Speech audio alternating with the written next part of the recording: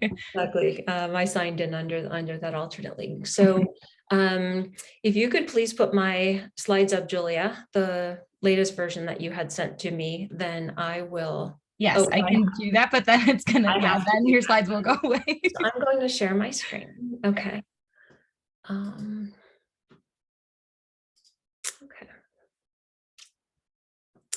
Okay, can everyone see? Don't want to do that.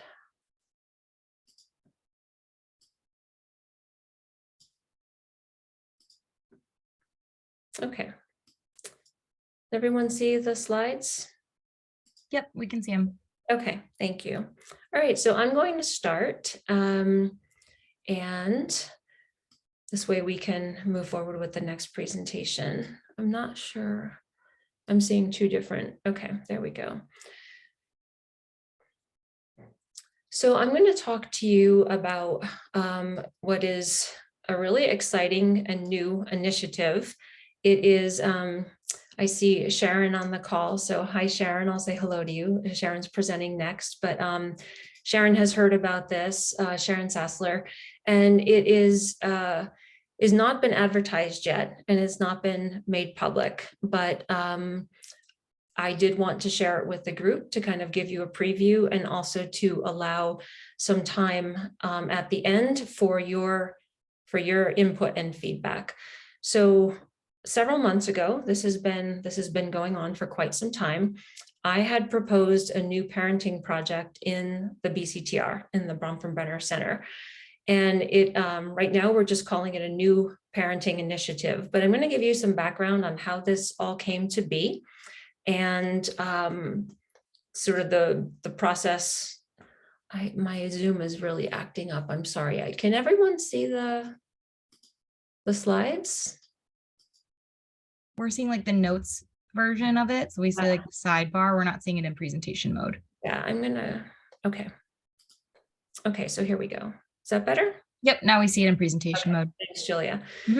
So how this all got started was I started thinking about all of the existing work that we are all doing. So we have the parenting project, what we're talking about today, what we're meeting about today, but there is quite a bit of work that is going on around parenting, both my own work, the collaborations that I have with colleagues, some of the sort of one-offs or the projects, these particular specific projects that we will reach out to you and ask for your assistance with from time to time. We've worked with many of you in the counties. And so it started first with just collecting everything. So you know, envision this as a table, collecting everything that we are, that I am working on, that we are working on together, that I've worked on with colleagues and in collaboration with you, and sort of just put the collection on the table. And this is what it looks like if we just collect what's existing.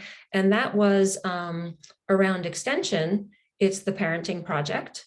It is a extension project that is responding to changing needs via a public health perspective. That is the current work that Julia and I are doing, that we have funding for, and that we're working with you specifically in parent education. And that is to bring a public health lens to the parenting work that we're doing. We also have another project around school extension partnerships with a focus on parent education. Some of you we've asked to work with us on this. Again, we are in 4 separate counties with this work, and this project specifically is looking at ways to connect CCE associations with school partnerships. Again, some of you have them. Are they ad hoc? Are they one-offs? There's no real standard way to develop CCE school partnerships. And we're trying to get a sense of what those look like across the state and how you develop them and how you maintain those relationships. But we're going to collect that data and that information and share it with the CCE system and with parent educators around, if you want to build a connection with your school, here are some ways to do it. We know it can look very different in different counties, but we're trying to at least get a basic template for how to do that. And just as a little aside on this, I can tell you with this project, in talking with teachers, superintendents, school administrators, Every time we say, this is what CCE offers, do you know, and would you like it? Those are the three questions. It's a resounding yes. So oftentimes the schools don't know what we do in cooperative extension. They're very happy when they hear what we do, and they're also very eager to have it in their schools or available to their parents. So there's a want, there's an enthusiasm, but sometimes there's just the dots aren't connected around the knowledge that school administrators have or ways that we can actually get this partnership connected. So that is a project, a current project that I'm involved in with Sharon Tennyson. And then there are, of course, the internships that we talked about. So those kind of loosely fall under extension projects. Then there are the research projects that involve parenting, and many of you are aware of these. Marianella Casasola and I had presented at an in-service last year, and then I think maybe previously 2 years ago, because we have two projects going around, very loosely, parental beliefs about play. So how do parents look at play for their children? Is it play? Is it learning? What type of toys are provided? And this, we were looking at the literature, and it tends to be split by socioeconomic status. So you have higher educated, higher earning parents buying different types of toys, typically not the ones that buzz and make noise and light up, but they're the blocks and the Legos and the Magnetiles, things like that. Excuse me. And we found some really interesting findings around this, because highly educated, higher earning parents actually did gravitate to some electronic toys. And the finding around that was underscored by the fact that the electronic toys are for learning. They're not just an electronic mobile phone or electronic car or something like that. So we do have quite a bit of parents on the higher socioeconomic status side gravitating to electronic toys for the reason of school readiness, learning ABCs, learning numbers, learning colors. But then the question becomes, is that play? And how do we distinguish play from school readiness? So there are these two projects going on. The first project we started with 2 to 5 year olds, and we're pretty intrigued by the results. And then we wanted to see how early that starts. So now we are in a second project where we're looking at these outcomes for 6 to up to 24-month-olds. So we kind of went down on the developmental spectrum. So we have those two research projects actually around parenting. And then course is the course that Sharon Sassler and I co-lead in Copenhagen. Pandemic aside, we have done this for a number of years, and that is a course for Cornell students on comparative family and social policies. So we take a group of Cornell students that are in Professor Sassler's class to Copenhagen, and they get 1 credit attached to their coursework. And it's very much an engaged learning experience where we are in Copenhagen, hearing the differences around child and family policy. So that's just the collection. So if you look at that and you say, wow, there's quite a bit going on across the college with faculty, with all of you out in the communities. So this was simply the collection. Then step 2 was to gather other parenting work that's being done in the College of Human Ecology and some other colleges that we connect with. So just kind of on an administrative note, the College of Human Ecology, some of the faculty in some of the departments are now either part of a new school, the Brooks School of Public Policy, and also are part of what have become super departments. So there's been kind of some reshuffling of departments and schools, but it's still the same faculty. So now we have faculty in other schools who are also part of the work being done in human ecology around parenting. One example of what other type of work is being done was Project 2Gen, or is Project 2Gen. So many of you know about this, but this is led by Rachel Donovan and Laura Tock, who Laura is now in the Brooks School. So just again, going outside of the work that we all do kind of in our lane each day and looking at some of the other work that's being done in the college. So the way that Tony Burrow, who is our director of BCTR that I mentioned to you earlier, one of the ways we looked at this was to, as a visual, there's a parenting vine. So in the BCTR, we will now have this, parenting stalk or vine, and everything that I mentioned on the previous slide. So all of these projects will attach, say, as a leaf to the vine, and then we will attach other projects that kind of we're casting a very wide net to gather all of the parenting work, and those projects and research and courses, everything is going to attach to this parenting vine. So it's already getting very much bigger. So we shared this vision.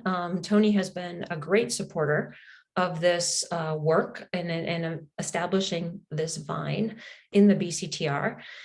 I did present this as an idea. I was actually asked by Tony. We had a BCTR retreat in the beginning of the summer, and Tony asked for a few consultancies. So this is a really nice method, and I'll explain a little bit more about it.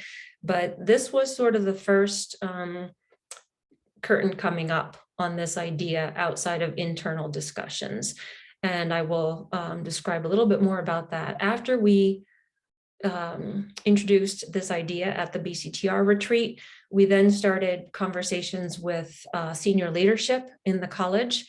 And that included Dean Rachel Donovan.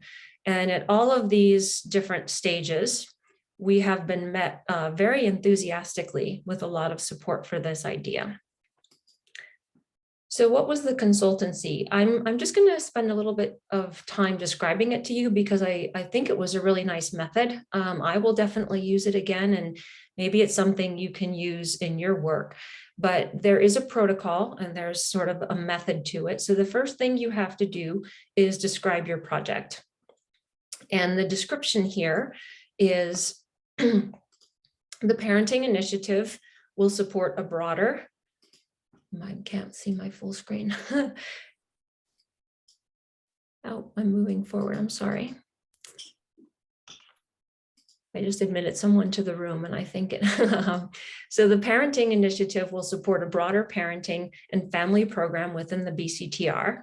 So I won't read the whole thing to you. You can see it on the slide, but this was someone who has not heard of this at all. So we have to describe what the project is around what we're actually looking for and asking for. And then sort of what's the value added. So we'll bolster the parenting and family science arm of the formal parenting extension program within the center, similar to what 4-H does for those interested in youth development. So for those of you familiar, 4-H several years ago got kind of embedded or folded into a larger program called Pride. 4-H still is a standalone program in the type of programming they do. But the Pride program allowed faculty who are engaged in youth development work to come on board. There were faculty fellows, there were students who were part of the Pride program. And so it just elevated 4-H and the work that 4-H does to a very different level by having funding behind it, having student involvement, having faculty involvement. And so we were looking at that as a model. What we're proposing is slightly different, but for those of you familiar with the 4-H Pride connection, that will give you a sense of the way we were thinking about this. So what opportunity does this new initiative potentially present? And so there were 3 that we highlighted, and one was to build a stronger identity around parenting work in the College of Human Ecology. And again, this image of a vine. And so we also said, but having this vine and collecting everything and having it attached to the vine is really only the start. Because the broader or larger intent is to have this be a place, a named initiative where faculty and students whose interest and work involve parenting and family science can build out the vine. So think of it as a way, you kind of curate stuff, you put it on the table, and now you're looking at everything all at once. It really creates synergies and ideas and connections that weren't there if you weren't looking at everything at once, that someone didn't bring an awareness to, wow, this is really all the work that's going on around parenting in one way or another. The family sciences part is very important. It's important historically because that's what our work has come from. That's sort of, our history. Our department was human development and family sciences, and then the family sciences was dropped from the name. So we want to have a nod to our history, but yet understand that where we're at right now in very contemporary terms and the needs of families and family sciences and research around families, we're looking at some very different needs than where our history, what our history was when we were serving farm families and other families in rural communities. That work is still very important, but it's a nod to the history, but also looking at this in a much more contemporary lens. And so we understand that there may be some challenges because people live in different areas and they live in silos, and their work, again, it may just be in their lanes. So we're trying to, one of the challenges, opportunities as we've cast it, is to how we integrate existing work. We get buy-in from faculty, we get funding to support this initiative, and we're doing this all around these existing and rather new departmental structures. So that was what we presented as an opportunity. The questions for the consultancy were, in addition to existing projects, how might this initiative connect with faculty in CHE and faculty from other colleges, as I mentioned, around parenting and family sciences for long-term projects? How might we involve students? So there's talk already of developing courses around this for students, internships, research opportunities for students. And how might we expand the reach from on-campus involvement to all of you in the extension system who work with parents and families? So those were the questions. Here's how the consultancy worked. I had 5 minutes to present the problem or description of the opportunity that I just shared with you. I then had 5 minutes for the audience to ask clarifying questions if there was something that was unclear, or they wanted to ask questions about what they were going to discuss. And then they could ask more in-depth questions for 5 minutes. And then for the bulk of the consultancy, I had to be quiet, which was one of the most challenging parts, because I'm there and I'm sharing this for the first time, and Tony Burrow was in the group. I have to say it was very well attended. It was very well attended. And then, but your attendees, you kind of go away and you can't talk and you can't participate. So this gets handed over to your attendees to discuss for 30 minutes. And it was a really, really interesting process. And then there's a summary for 5 minutes where you sit back and you hear the questions, and then you can reflect back to the group. So that was sort of the process, the procedure, the content of what was presented. As I mentioned, it was very well attended. It was very well received. Gosh, I have pages of notes. There were faculty in the group. There were human development faculty that is now part of the psychology department at Cornell. So there were several faculty members. There were many members of the BCTR who are familiar with our parenting work. Tony Burrow, as I mentioned, was there. Some of the work that came out more generally was, again, a nod to our history. But one of the comments was, I can't believe that a major research institute is not valuing the importance of this work, which is very nice to hear, but it's also something we know. And so it was identified and emerged as a little bit of a challenge that we will have to do a lot of this work. And here's why. It's going to require a rebuilding. As I said, our history, we had a human development and family science department. The family that changed to human development, and now human development is part of psychology. So we really don't want to lose our history and kind of where we came from, what involved us in this work in the first place. We are a land grant university, so we have a mission to get the work that we do, especially around family consumer science, out to the communities. That is just embedded in what we do and the work that we do.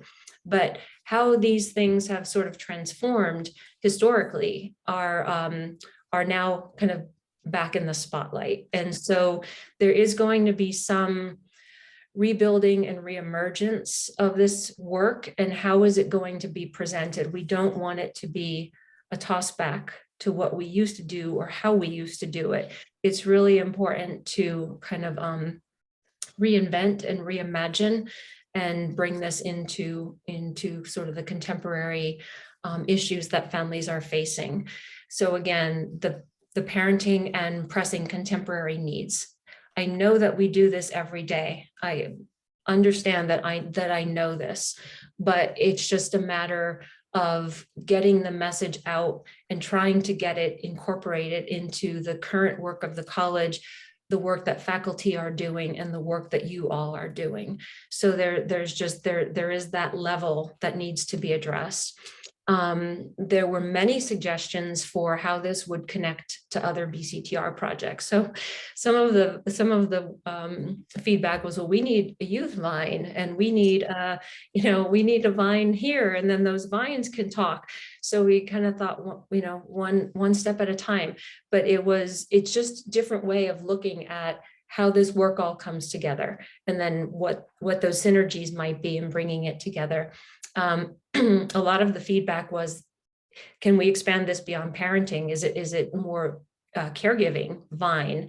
So kind of a nod to the work that Carl Pillemer does with elderly individuals and caregiving in general.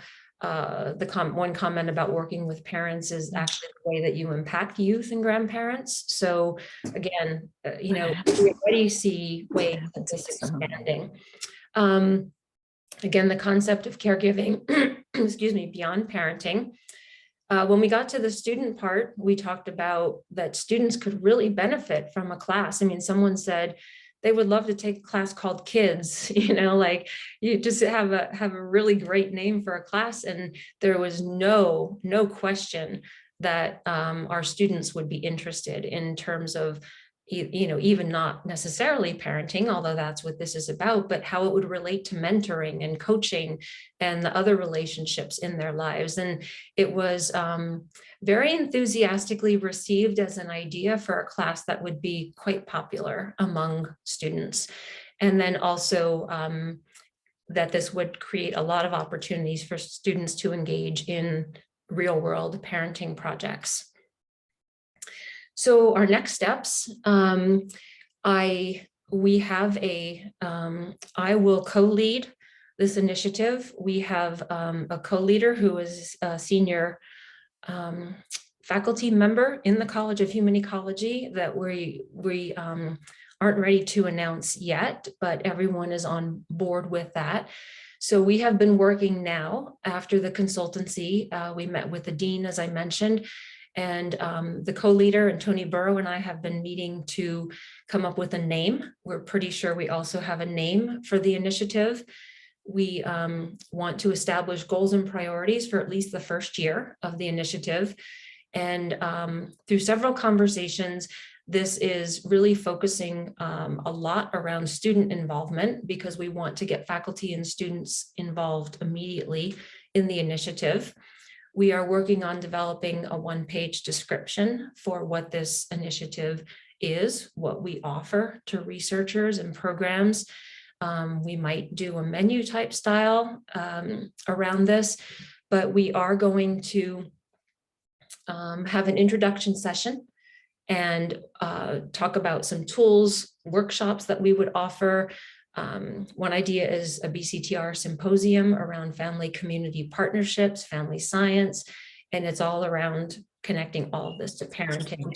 Of course, fundraising for the initiative and reaching out to alumni and understanding what's important to alumni and what they value and what they would like to see is also something that we have to continue to keep top of mind.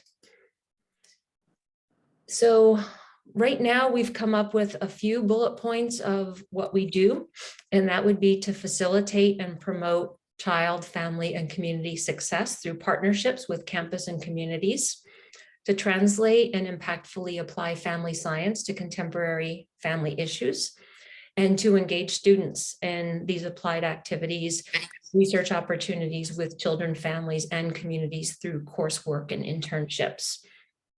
So our next steps are, after we develop this one-page information sheet, we're going to hold a stakeholder meeting, and we've identified potential faculty stakeholders from the various colleges. We have about 9 or 10 identified faculty right now. This was in conversations with senior leadership and with Rachel, our dean.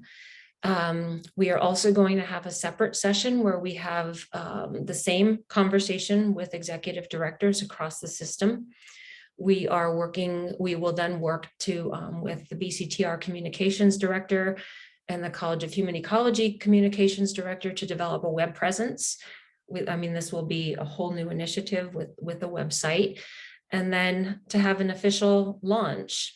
Notice I have a to-do but not timeline because this is being very sort of carefully developed, and the way it's evolving, we want to make sure that we really have everything in a row before we expose this publicly, talk about it more publicly, and share this publicly. So I am really eager for your ideas. I feel that we can have our own mini consultancy without actually going through the protocol, because there's no time for that. If we had done that, I think we would have had to allow about 2 hours. So eager for your ideas, your feedback, your reactions. Secondly, how you envision this maybe connecting with your work, and how to potentially have it expand the work of parent education. So I will stop there. Thank you. And we're back to our screen with everyone. So any feedback, reactions, ideas? Sharon, I see you joined. I don't know if I can ask you to jump in. I know we've talked a little bit about this.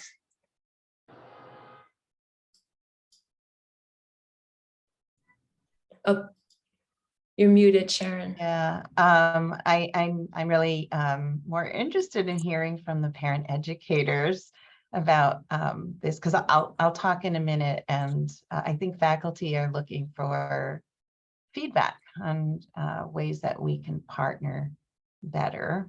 I am one of those family science people that's now in the Brooks School. And there is a lot of, I think that many of us are quite interested in engagement. Thanks, Sharon. Look forward to hearing from you up next. Yeah.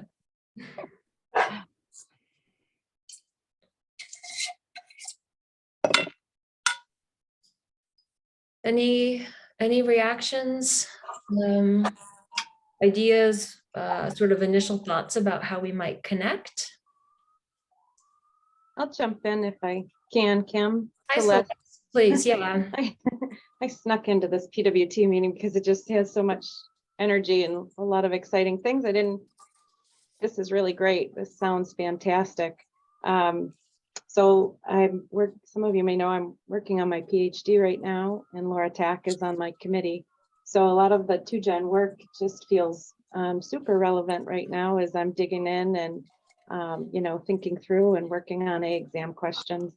I was particularly interested in what you said about working with schools, thinking about school administrations and how associations are working with schools right now. Did some work with our 4-H educators not long ago. So, you know, some of you may know also that I collect the data on our participation for our system.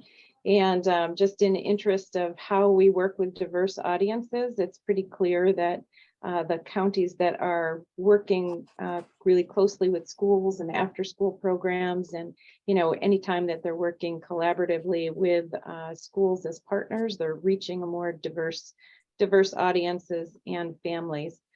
So some of that has made me really curious about schools that might have policies or practices or something that's written as a goal statement to work, kind of connect family and community along with formal education. So, you know, this isn't anything we need to talk about right now, but I guess I'm just sharing that that's an interest and wondering if you have seen anything as you're, you know, digging and asking questions. But great, this is really all sounds very exciting. Kudos. No, thank you, Celeste. I would say just briefly, there are the connections. You're right. I mean, first, what happens is you start with, you know, if you look at like your Bronfenbrenner's model, you start at the first circle, and then there's a circle around that and a circle around that. And it's really difficult to talk about parent-child relationships, for example, without talking about the school or the community, and so you expand out in these ripples and you get out into the other circles very quickly, which is what Yuri said. I mean, you can't understand a child's development without understanding sort of all the contexts that they live in, and schools, neighborhoods, families, communities. So we find that. I think you mentioned about kind of, you know, expanding into schools, and that is something that we do. I mean, it's the, I don't know if you just joined, if you were on for the previous presentation, but it's one of the current extension projects about connecting Cornell Cooperative Extension programming to schools, or bringing it into schools, or, you know, building those partnerships. So we see a lot of that. We hear from parents parents have children in schools, and some of the parents we've been interviewing for that project are also very heavily involved in their children's school. And what happens in the home permeates what happens in the school. You just can't untangle that, you know, because the children are going from their homes to their schools. And so we hear a lot from teachers, and we hear a lot from parents, you know, whose children are in schools.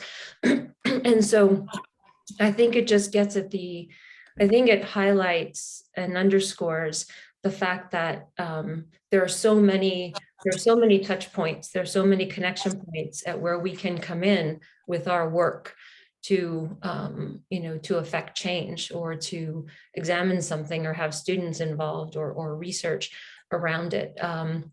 So I appreciate your input, and there are definitely a lot of, it's bigger than it is more narrow, which in some ways is good, and in other ways it presents challenges. Absolutely. Yeah, just one other comment is just to say, and so in talking with a school district superintendent from Marcellus, she talked about how the board and stakeholder committee worked hard to create a goal statement that included you know, youth and families working together. Like that was part of their intentional goals. And so I don't know. I mean, maybe that's unusual. Maybe that is usual.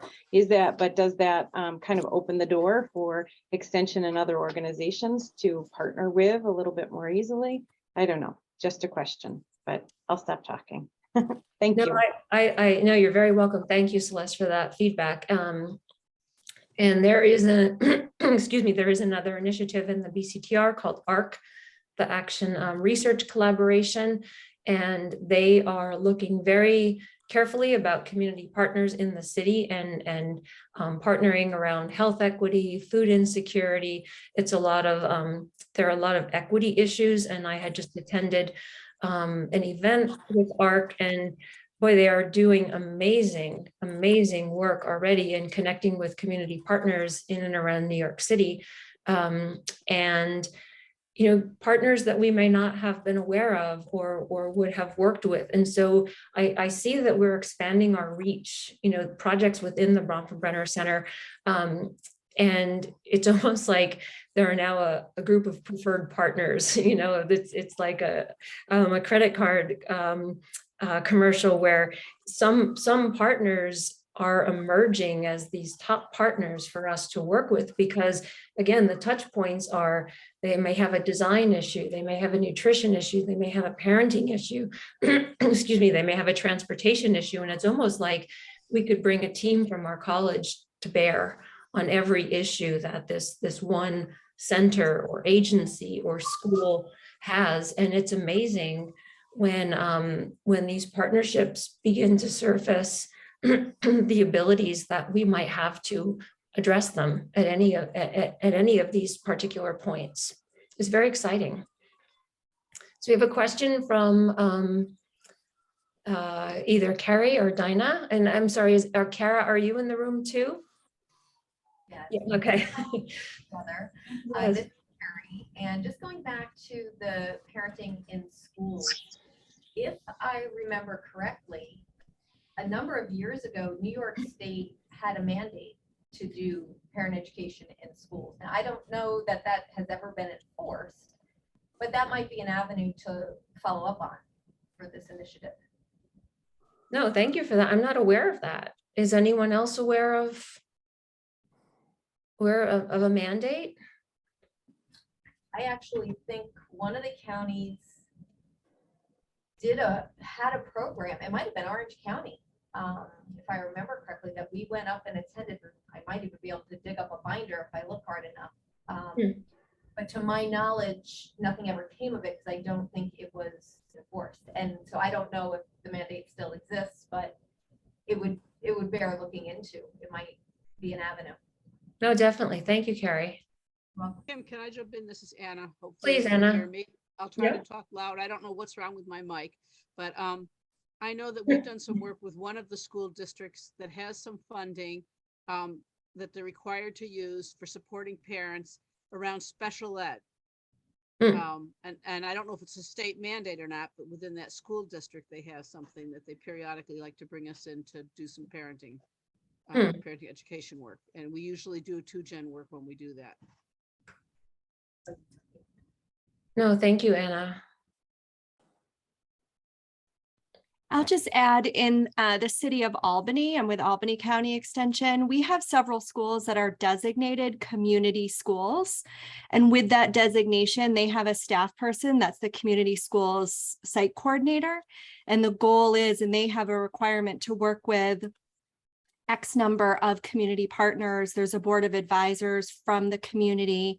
So we do a ton of programming in several different elementary schools. I don't know if that's unique to Albany or if other counties have those same designations, but they get a special pocket of funding to be a community-based school and have that direct tie-in. They're required with community partners.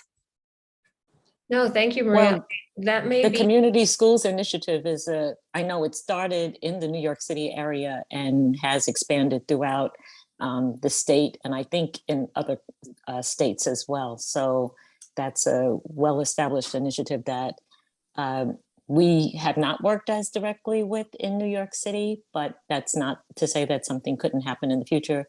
We are working very closely with Tashara Leaks and Neil Lewis on the ACE project, or is it? Yeah, it is ACE. The ACE with her ACE project, which is a cooking project that she's now going to be starting in schools, but also the ARC project. We help pilot some of the initiatives that she's been connected with, and I'm having some technical issues here, so I missed a piece of your presentation, but I'm real excited to hear about the potential work, and I'm sure that I'm hoping that there will be opportunities for cooperative extension folks to weigh in more closely as you're moving forward with the initiative. Absolutely. Thank you, Jackie. Yeah, and Maria, thank you for your comments. Again, I don't know if that's something that your county association is doing with the schools as part of a bigger initiative, like Jackie mentioned, or that's something that is just a partnership with you, unique to you and your school districts and your county association in Albany. I know Jefferson County, Amanda, if I'm not mistaken, you had several grants funding to work in schools, but again, I'm referring to those as they're not across the board. If they are if a county association writes for funding and does work in the school. And what we're trying to establish in the partnership I talked about previously is really more of a standard way for Cornell Cooperative Extension to work in partnership with schools. And that's not specifically around maybe a call for proposals or an RFP where there's funding for a one-time, 3-year, 5-year program. And then once that funding and program goes away, that partnership may go away. This is more around long-term sustained partnerships between cooperative extension and schools.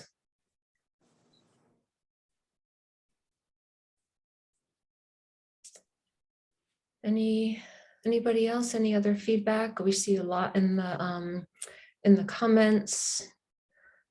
Anna, I see a comment from you in the chat about absolutely this initiative involves county associations. It can't happen without them. So I mentioned the Pride model that it just helped you to sort of frame this or put it in a foundational place where you can understand, connect it to something that's existing on campus, but it will be in some ways similar, but some ways different to the Pride model, but it will absolutely have as the main partner or partners, Cornell Cooperative Extension parent educators. We couldn't do the work without you. We just couldn't do all the outreach and coursework and student work and any work that we're referring to. So I think it is so exciting, the partnerships that you're talking about. I've been worried for a long time about parenting getting lost in, in cooperative extension, well, Cornell Cooperative Extension. I think in other cooperative extensions, there's some very, very strong programming that happens around parenting. And there's not necessarily dedicated funding. There's not, and that makes it very challenging in our system to have this program be at the top of people's minds. But I think the connections that are being made make sense, as well as we'll start to provide that potential foundation to ensure that it stays a foundational program of cooperative extension. So this is the first I'm hearing of it, and super exciting. Thank you, Amanda. And that was actually part of my advocacy in talking with Tony Burrow, that if you look at the 3 pillars of extension programming in the College of Human Ecology, of course, the College of Ag and Life Sciences has their own extension programming. But in our College of Human Ecology, the 3 extension pillars are parenting, nutrition, and 4-H, right? So we have family consumer science more broadly, but that's where parenting lives. If you look at 4-H, they are a national program. There is a big 4-H budget, and there's quite a bit of national support around 4-H. Now we take nutrition, and that sits in the College of Ag and Life Sciences and in the College of Human Ecology. So it's a division. So there's quite a bit more support around nutrition because it's across 2 colleges. And nutrition also has a national presence with FNAP, SNAP-Ed. So there's funding on the national level for nutrition programming as well. Now you take parent education.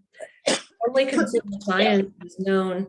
I'm just going to ask everyone to maybe please mute. We're picking up some background noise. Thank you. So you take parenting, family consumer science, yes, but family consumer science is historically more a package of programming, around family finances and parenting and just support around many different areas, not parenting specifically. And there's no national parenting program like there is comparable to 4-H in nutrition. So we're already in a different space from the other pillars of extension programming in the College of Human Ecology. And our support comes from any funding that we receive. But there's nothing on the national level or even at the extension administration level that is a budget that is dedicated to parent education every single year.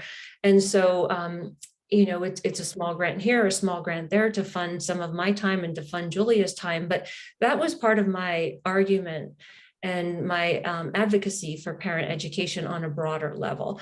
And, one of the areas in a way to bring that into the fold is to bring it into the college in a bigger way and to connect it with the work of faculty and allow student opportunities. So right there, that elevates it in terms of awareness and presence. And I think it also opens the door ideally for some funding and some funding opportunities.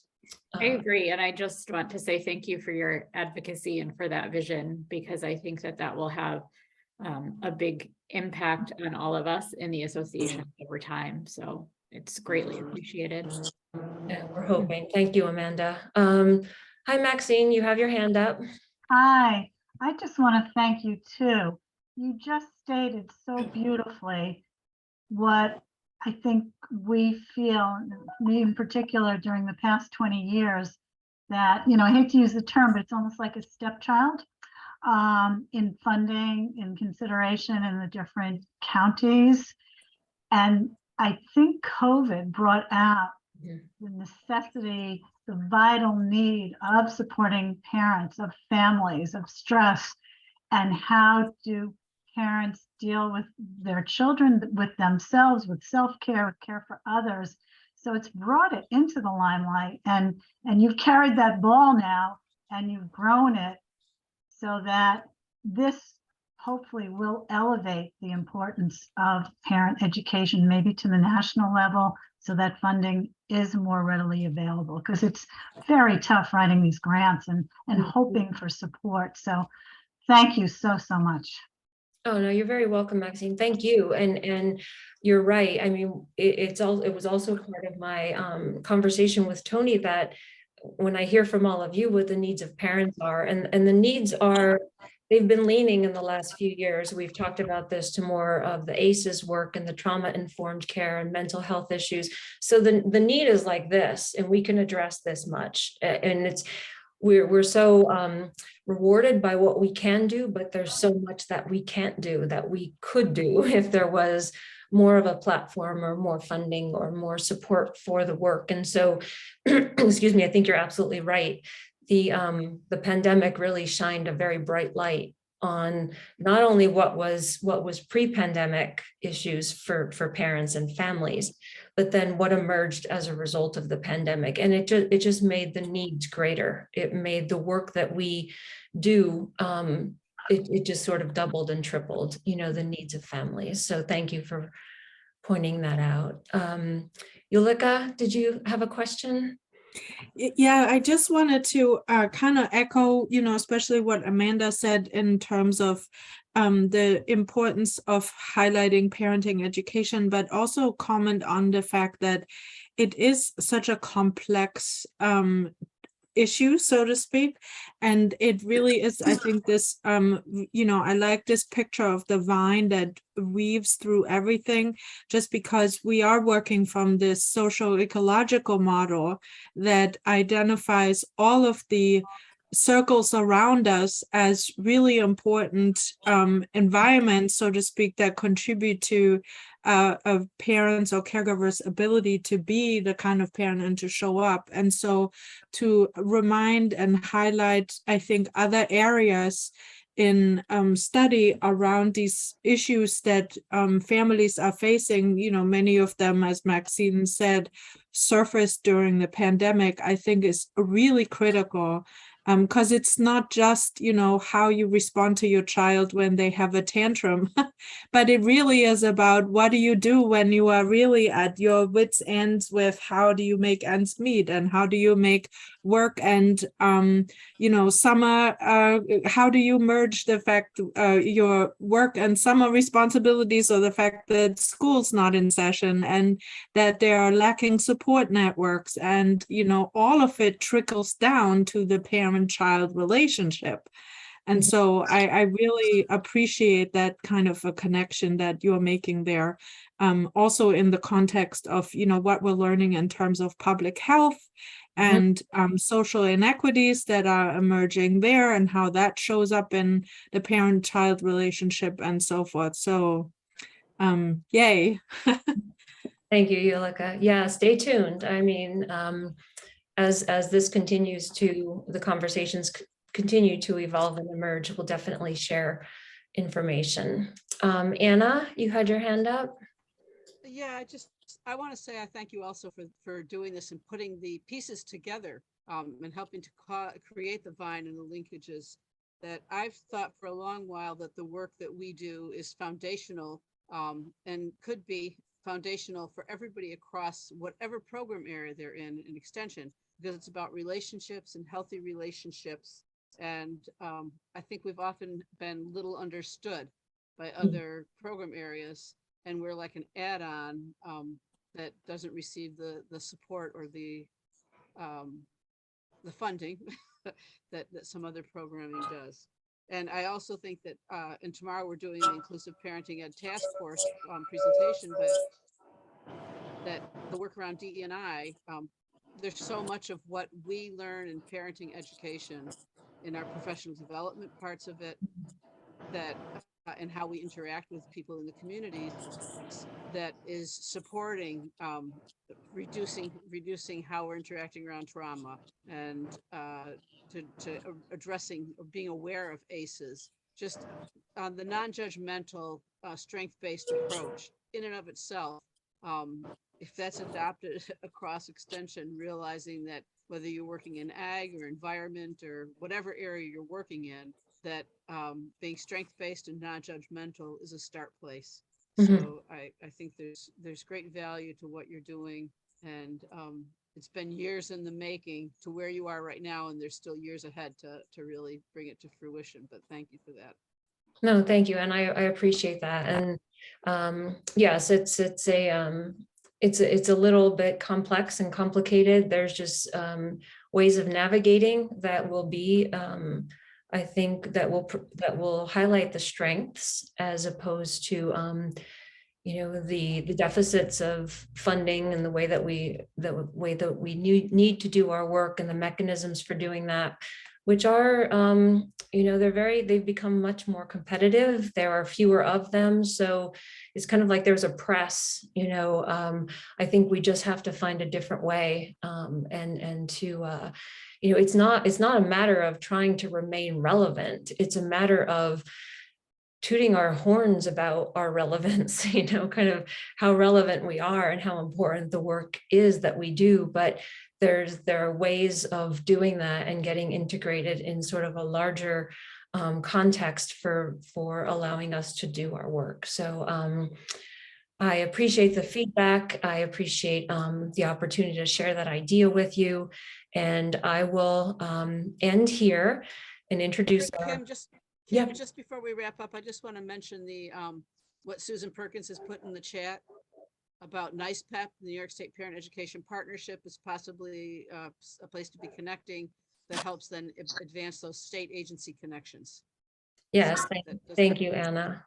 And if I can express one wish, I would love to hear about the progress, if possible, at our PWT, our quarterly PWT meetings, just because it's really invigorating for, I think, our own work in our counties, knowing, what's going on, and just to be able to also be reminded on, oh, we need resources, we know where we can go, and just to hear about those things, that would be wonderful. Thank you, Yulika. Yeah, maybe I will ask Anna and Julia to follow up with the group after the in-service.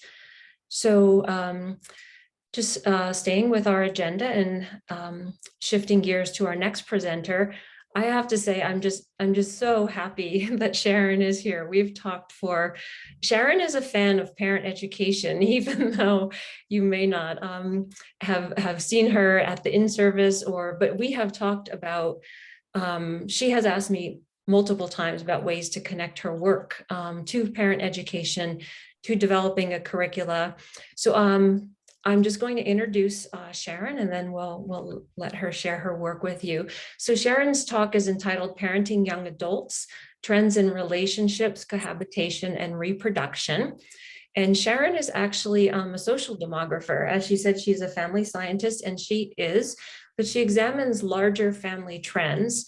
And specifically, her research focuses on factors shaping the activities of young adults in their life course transitions into school and work, relationships and parenthood, and how these transitions vary by gender, race, ethnicity, and social class. Sharon, a very warm welcome to you, and thank you for joining us. I've made you co-host so you can share your slides. Share. All right, thank you. What do we see? Do we see the slides? Yes. I kind of changed the title. I'm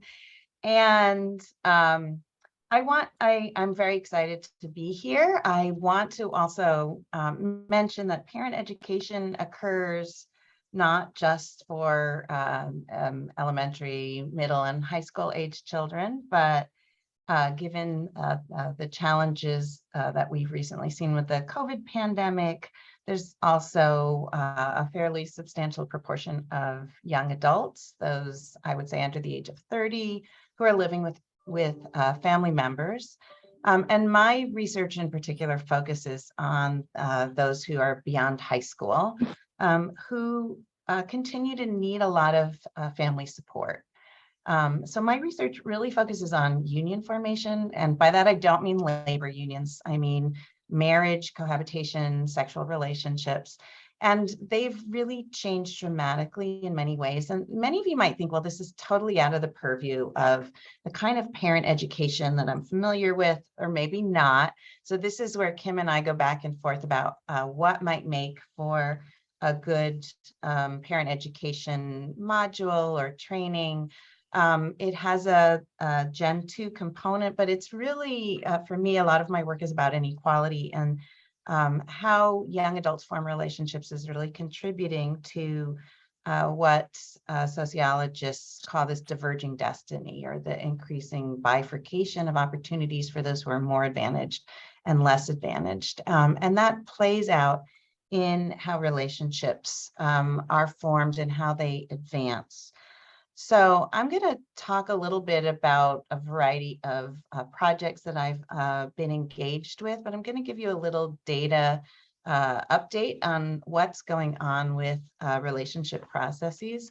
So I'm sure many of you know that there have been really dramatic changes in the formation of marital unions, and that has reshaped the transition to adulthood for contemporary Americans. And this has played out over the last few decades, but there have been really these unprecedented changes in the timing of and outcomes associated with living with a partner, right? So we do know that there's been what demographers call the retreat from marriage, or marital delay.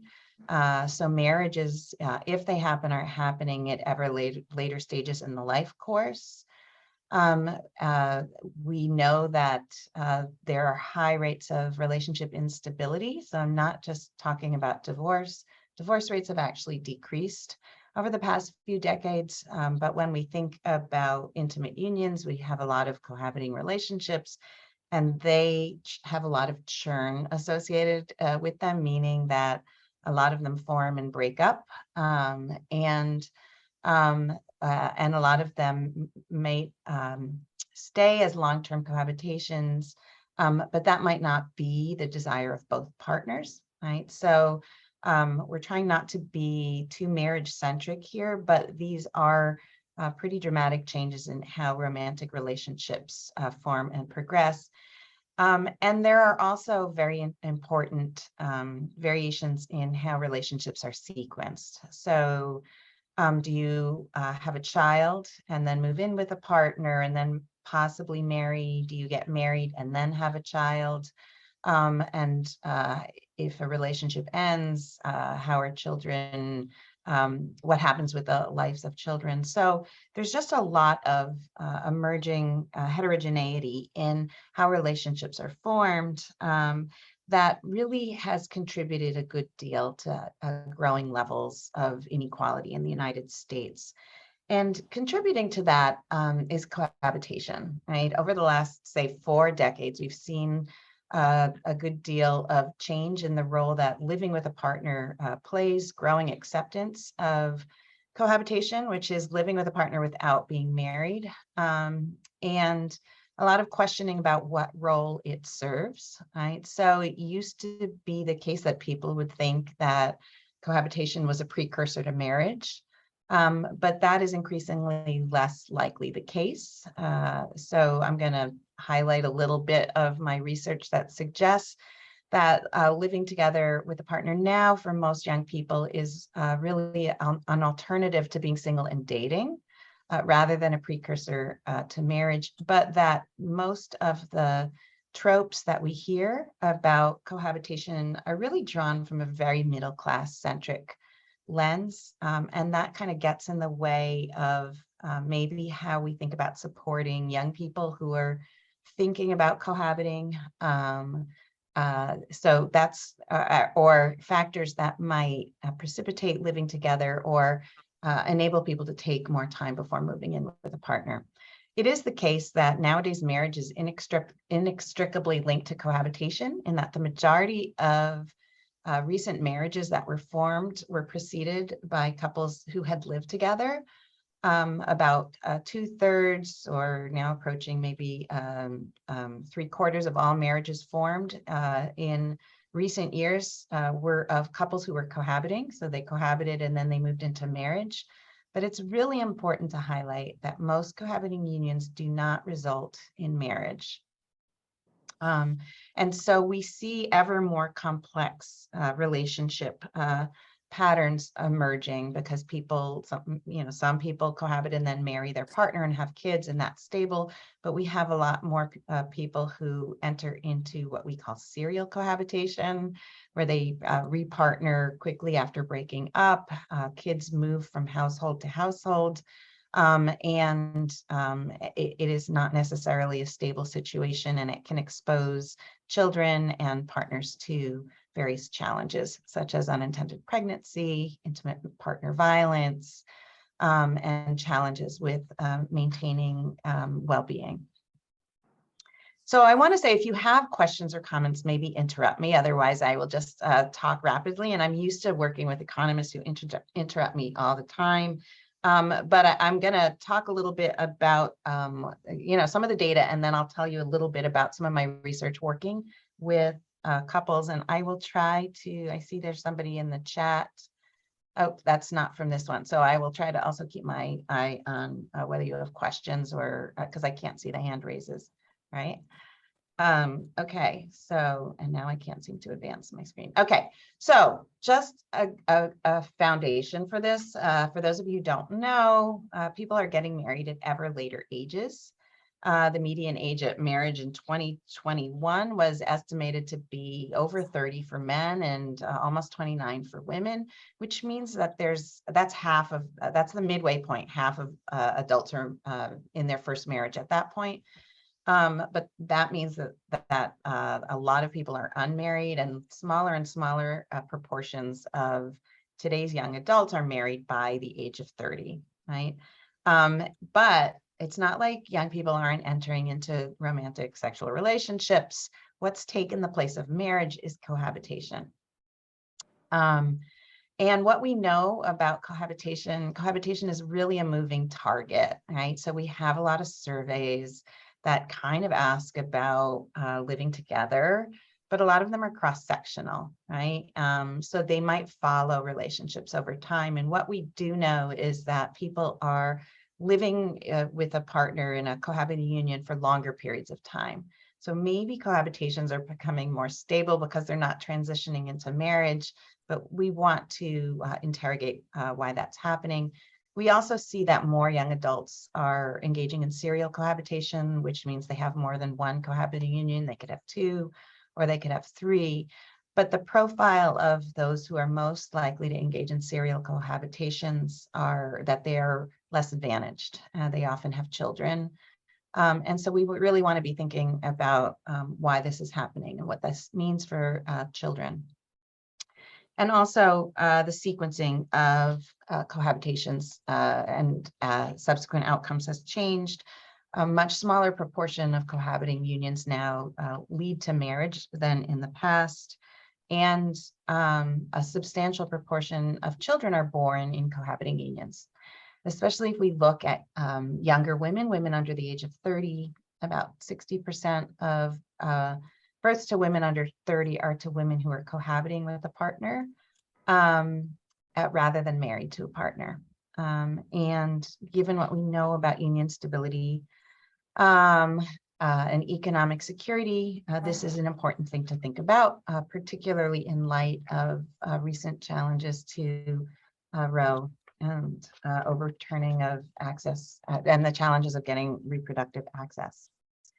So I want, hoping that I get some discussion around norms and what norms shape how relationships progress, what we think we know about how relationships should progress, and whether these operate for today's young adults.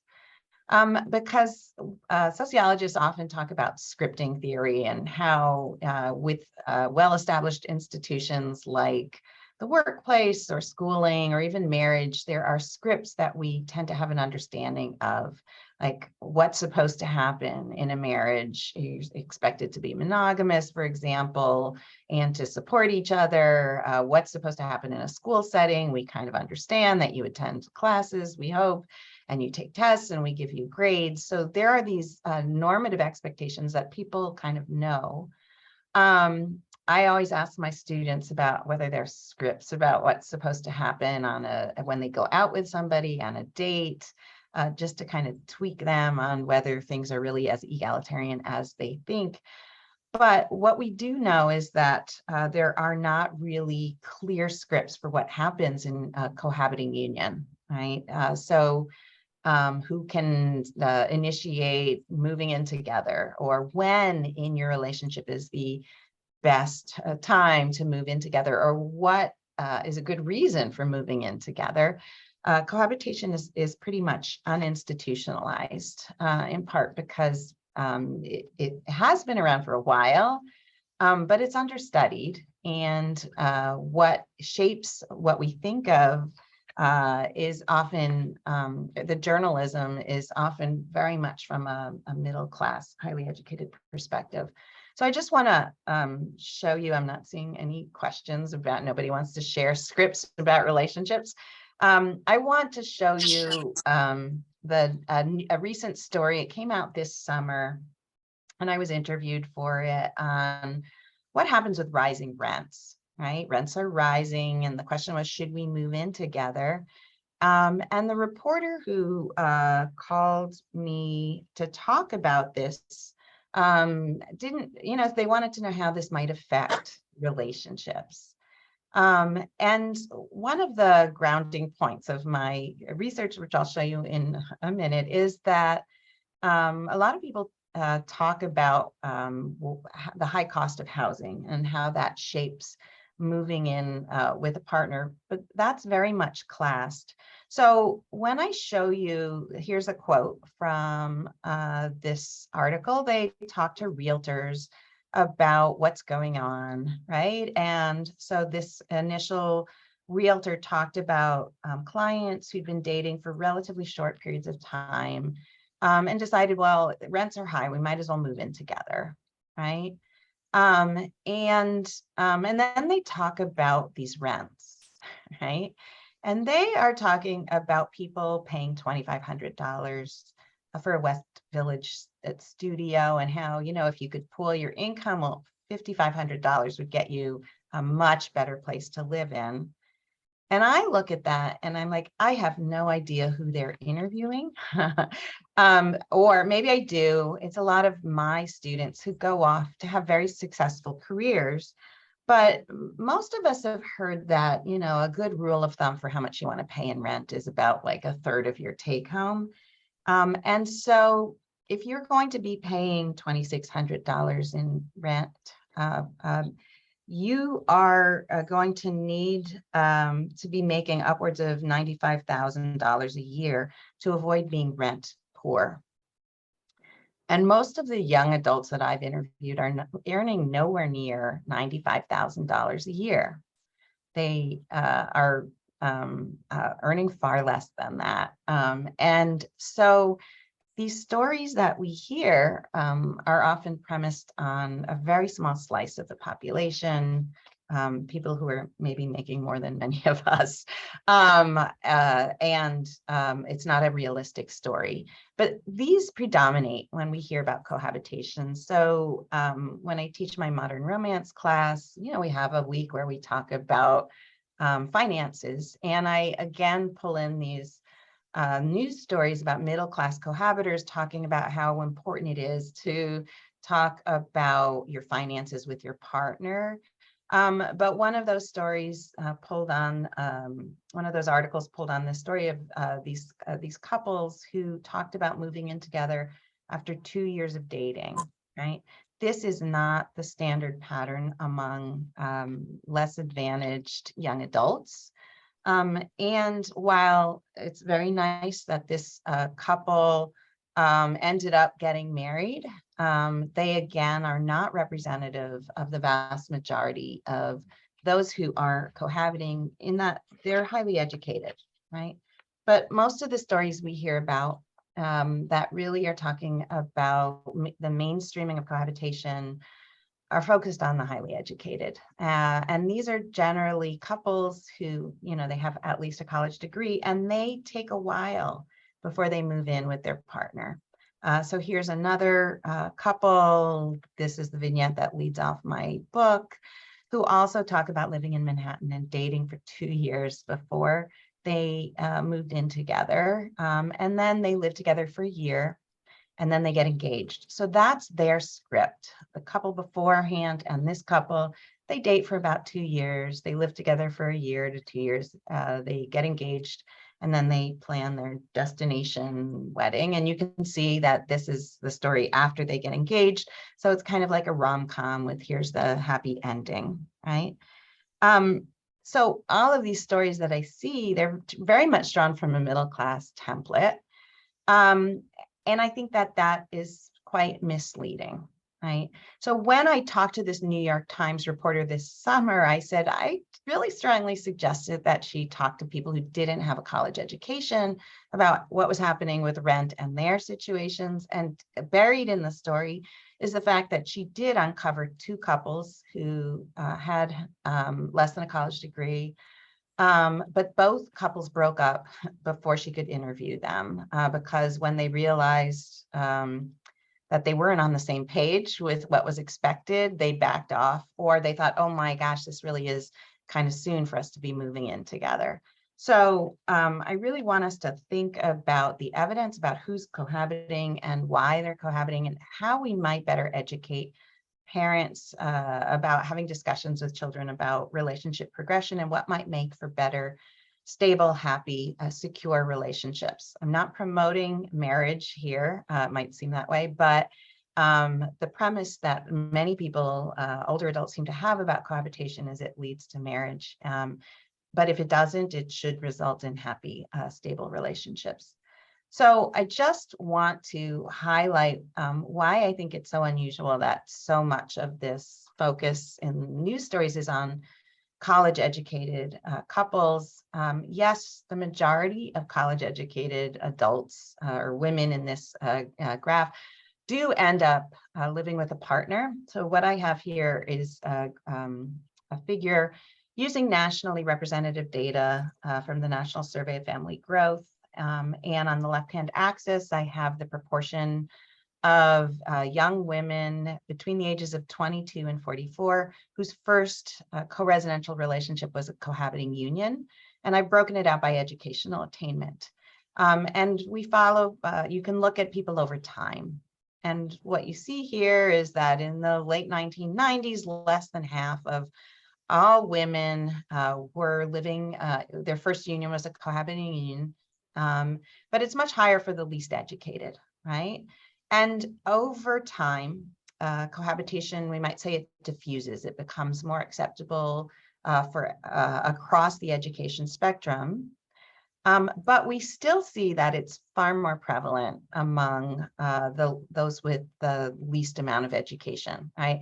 And for demographers and people who study inequality, we're increasingly focusing on those who have a college degree and all else, right? So you notice I start this by looking at women who are 22. That's assuming that you can finish your education if you're following the standard progress. We know that not everybody finishes their education by age 22. But these surveys aren't great at capturing the linkage between when you finish your education and when you move in. So this is where I cap it. Again, you can see that there's been sizable growth in living with a partner among the college educated, but it doesn't quite match what's been going on with the less educated. And then there are other things that we will unpack in a second, one of which is the college educated move in with partners at older ages, right? So they tend to be more in their mid to later 20s when they first move in with a partner. And the data indicates that they're significantly more likely to marry that partner, right? So within 3 years. So these old-fashioned standards that it was a precursor to marriage, if it holds for anyone, it holds for the college educated, but that's not happening for other respondents, right? So this is kind of data, dry data. It's also informative to talk to young people about what's going on with relationships, because that's really the only way to find out what happened with their relationships before they moved in together. Surveys are notoriously bad at capturing relationship progression from becoming sexually involved to moving in together. There are some that do that, but the information is not great.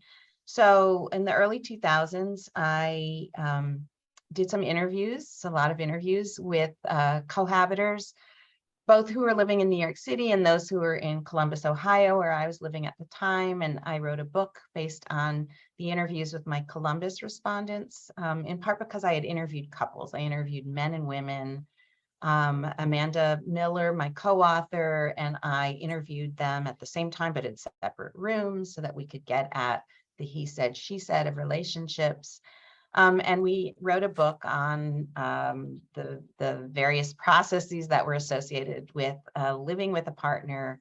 Our book is focused on heterosexual couples, I must say. We were supposed to have a same-sex sample, but the graduate student who had thought about doing that didn't end up doing it.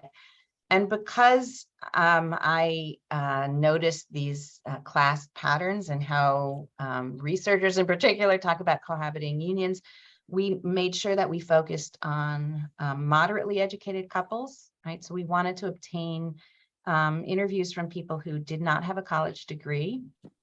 And so we sampled at a community college, and we recruited around places for people who didn't have a college degree.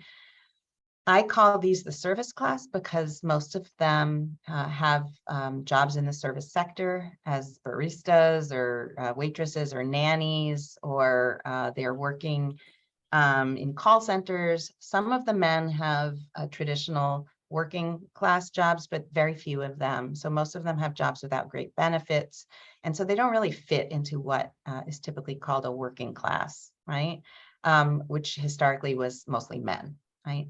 And then I also interviewed 31 college educated couples, which I call the middle class.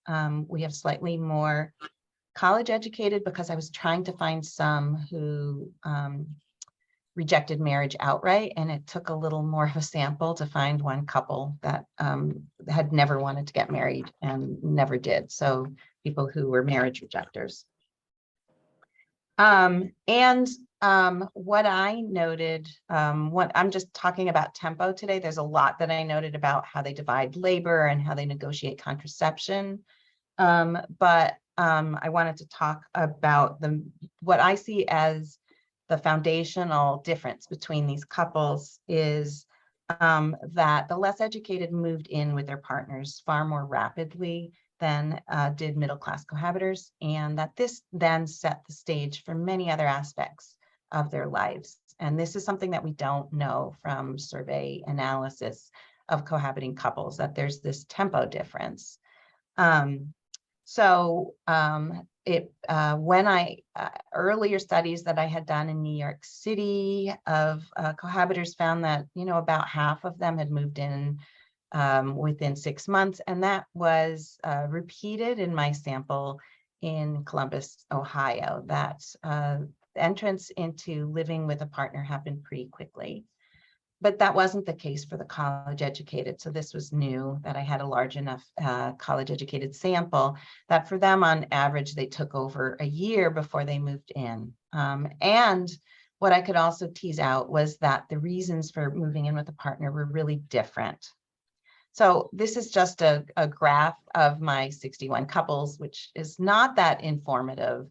And I'm going to show you some nationally representative data that highlights it. But basically, you can see that like 15 of my 30 service class couples had moved in within 6 months, with quite a few moving in within 3 months. But among the college educated, they were much more likely to take over a year or 2 years. Right. However, I have no idea where the New York Times is getting their 2-year couples, people who dated for 2 years before moving in together, because they're pretty rare. Right. Most cohabitations happen more rapidly than after 2 years of dating. Okay. So what were the reasons that were given for why couples moved in together? So we asked individuals for their reasons, and then we added it up so that we could see if couples were on the same page or if there were gender differences. But I'm really going to focus mostly just on the overalls and tell you why I think this is interesting or important. So a lot of people, when you ask them, why are you doing this? They will mention that it's just more convenient. And in fact, some psychologists have this group category for convenience, and it's a catch-all, right? When you dig into why people are talking about moving in together, what you see is that there really are important social class differences in justifications. So a lot of couples talk about housing need, like my lease is up, or I'm getting kicked out of my house, right? And a lot of people talk about convenience. But there's also this economic rationality and financial necessity, and I'll show you some examples of that in a second. But what we're not seeing for the most part is people saying that they're moving in together because they're going to get married, right? So there are relatively small proportions, 10 to 15%, who say that they're engaged when they move in together. So that's a old-fashioned thing. Maybe if you're more religious, you'll be engaged when you move in with a partner, but it isn't clear that people have talked about relationships before they moved in or becoming more serious. There are also some people say they move in as a sign of commitment or a step. That is key.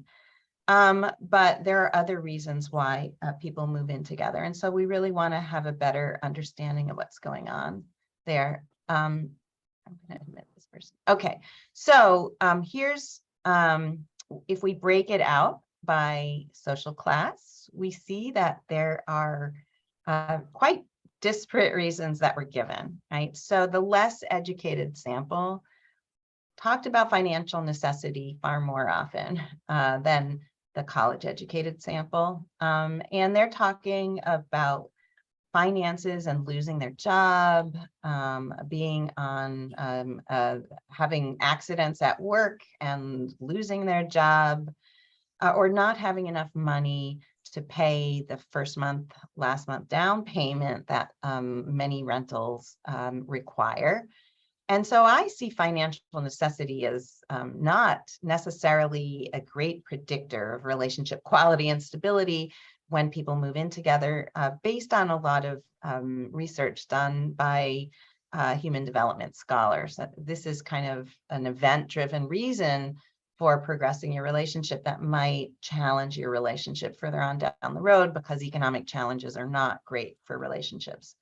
We also see a lot of less educated couples say they want to be together because they're attracted, but this is a little bit different than this.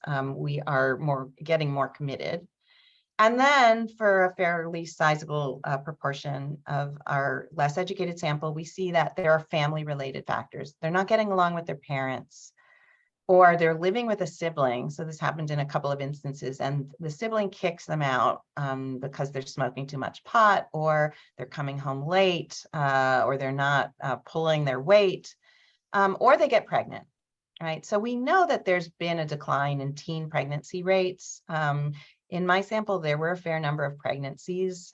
Some were resolved through having the child, other couples got abortions, but family issues, including pregnancies, did precipitate a fair number of couples moving in together.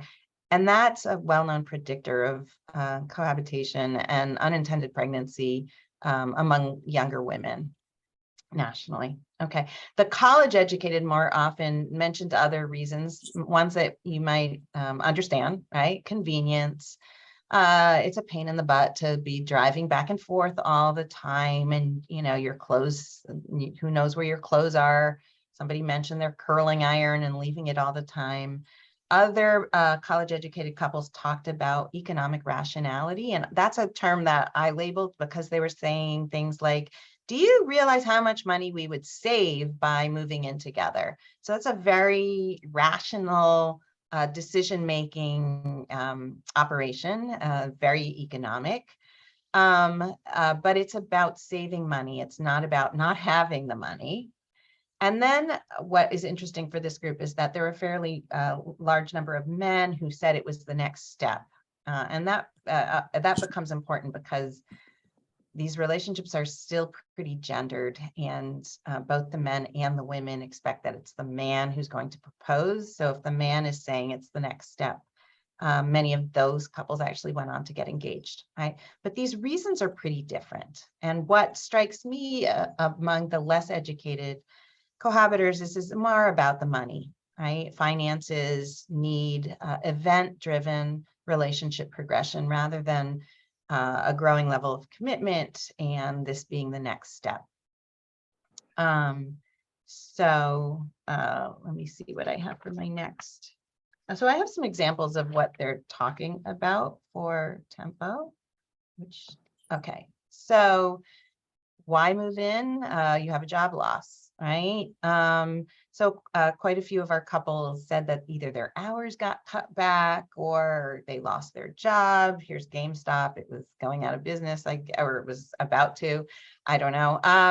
Anyway, Eugene talks about how his partner Suzanne helped him pay the bills and pay rent. And if he didn't have her, he didn't know what he would do. Now, he could have moved back in with his parents, but he had no desire to do that, right?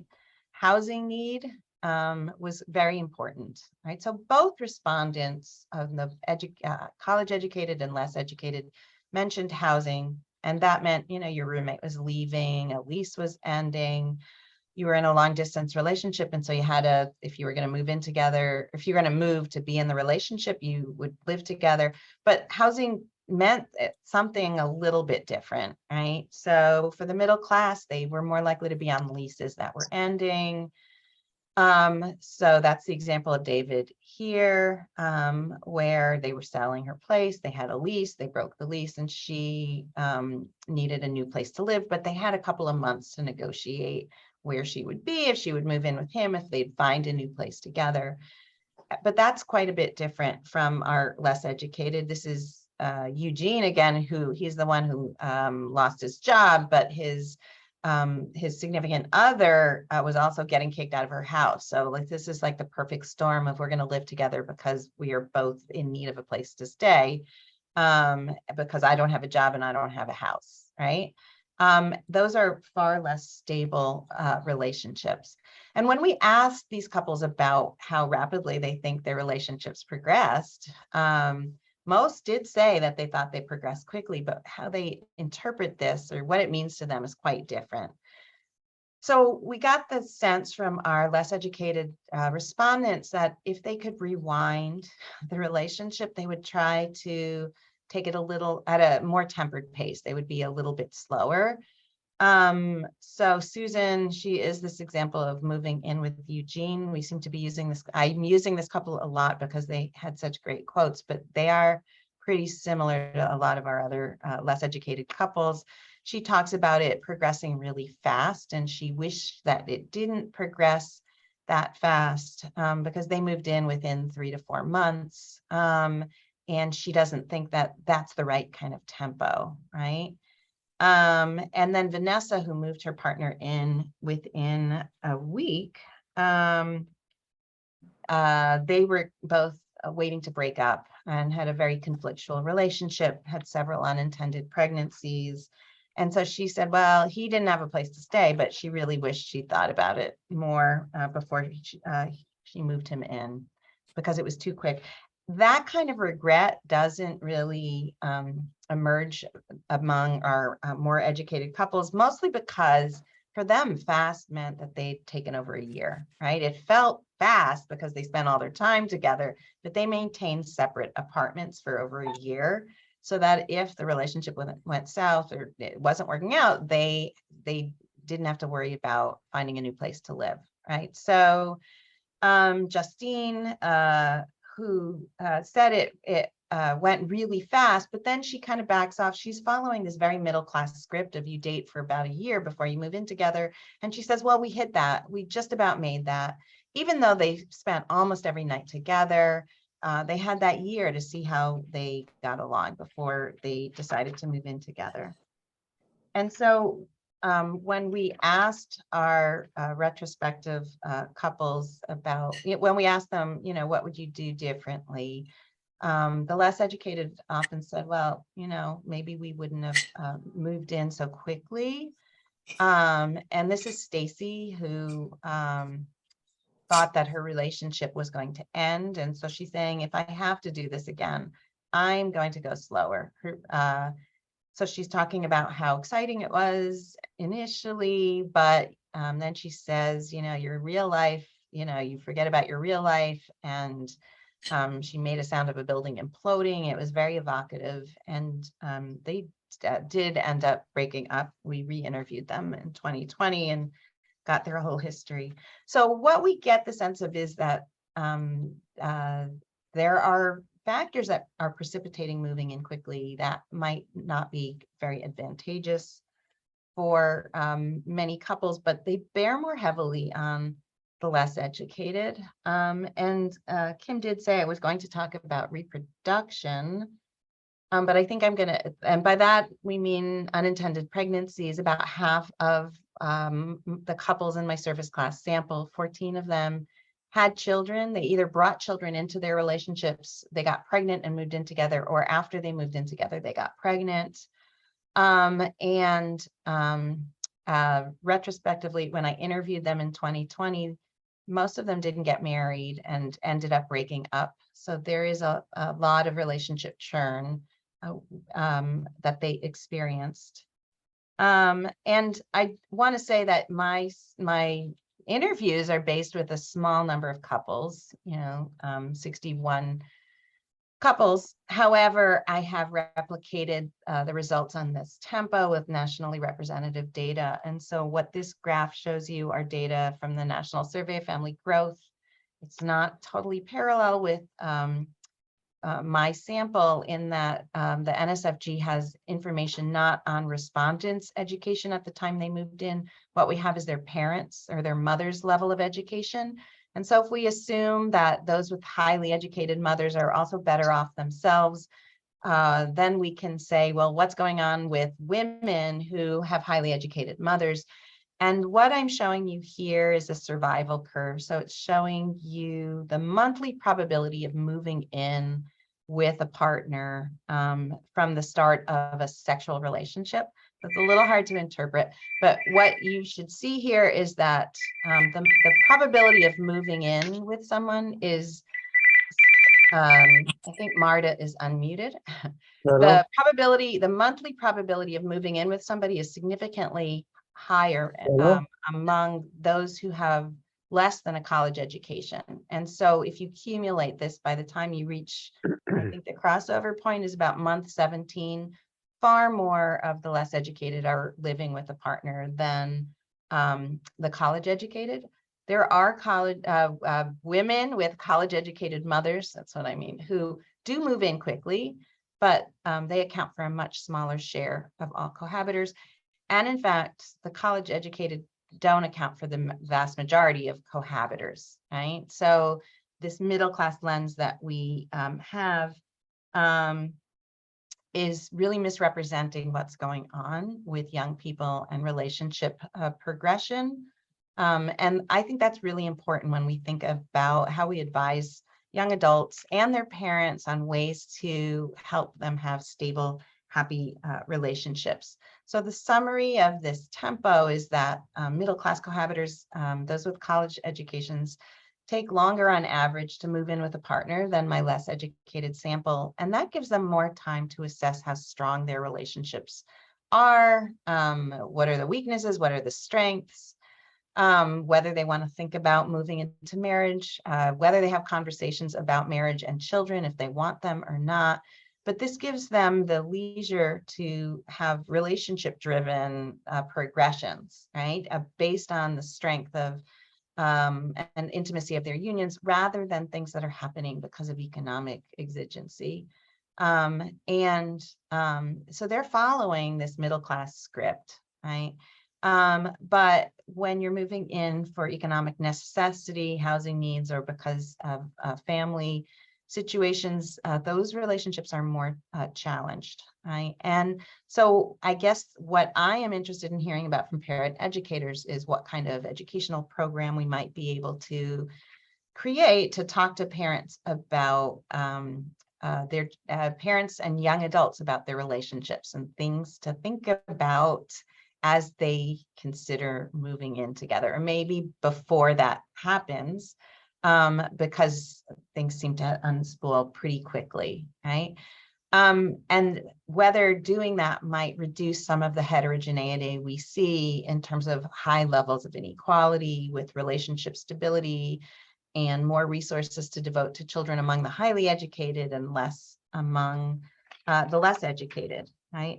I do have some policy implications because I am in a school of public policy, and that is, it's really important to think about what are the economic conditions that are shaping these, because relationships are, you know, people form relationships for a variety of reasons, but when they move in together, there are different challenges that living together imposes.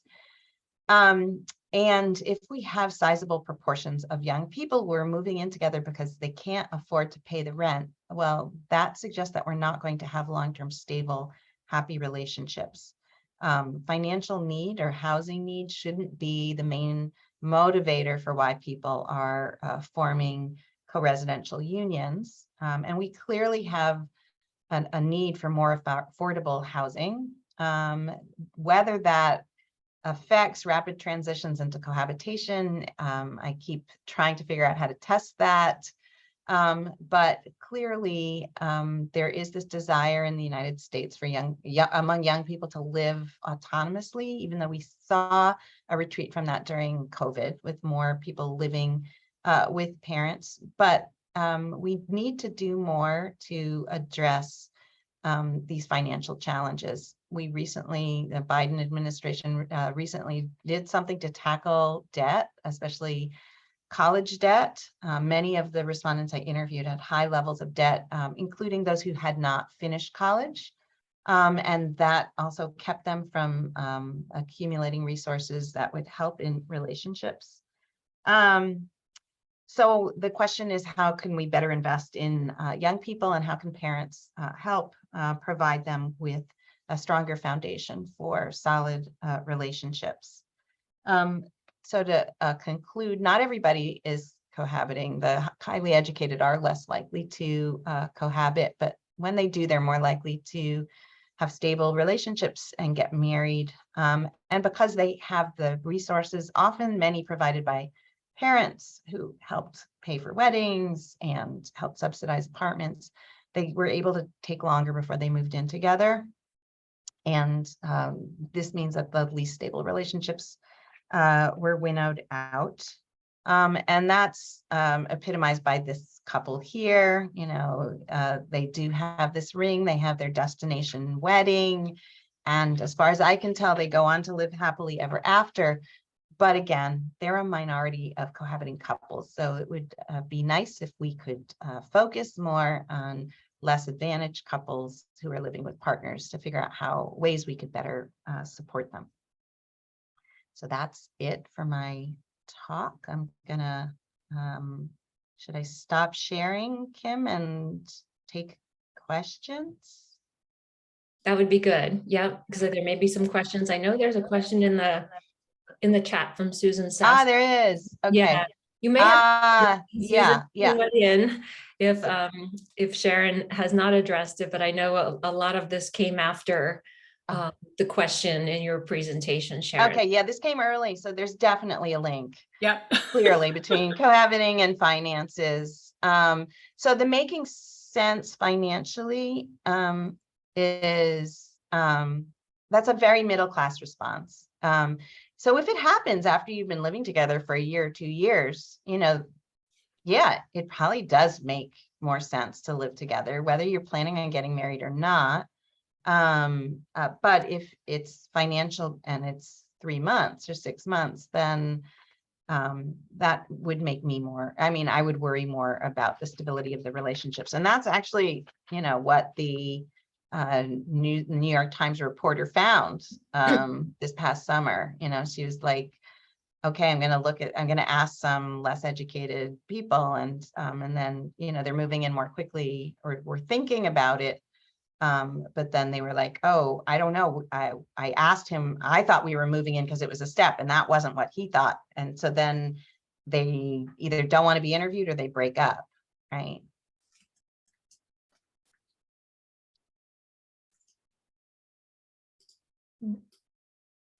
So I don't know whether you think that the third of your income on rent holds in today's world for people in their 20s.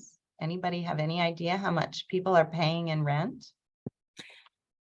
You know, I think that it's quite impossible for a lot of people in their 20s to actually move out or move by themselves unless they have some kind of a shared situation with, whether it's with friends or unknown people or partners, or something with family members abroad, you know, across. But I think that specifically for a lot of young people who have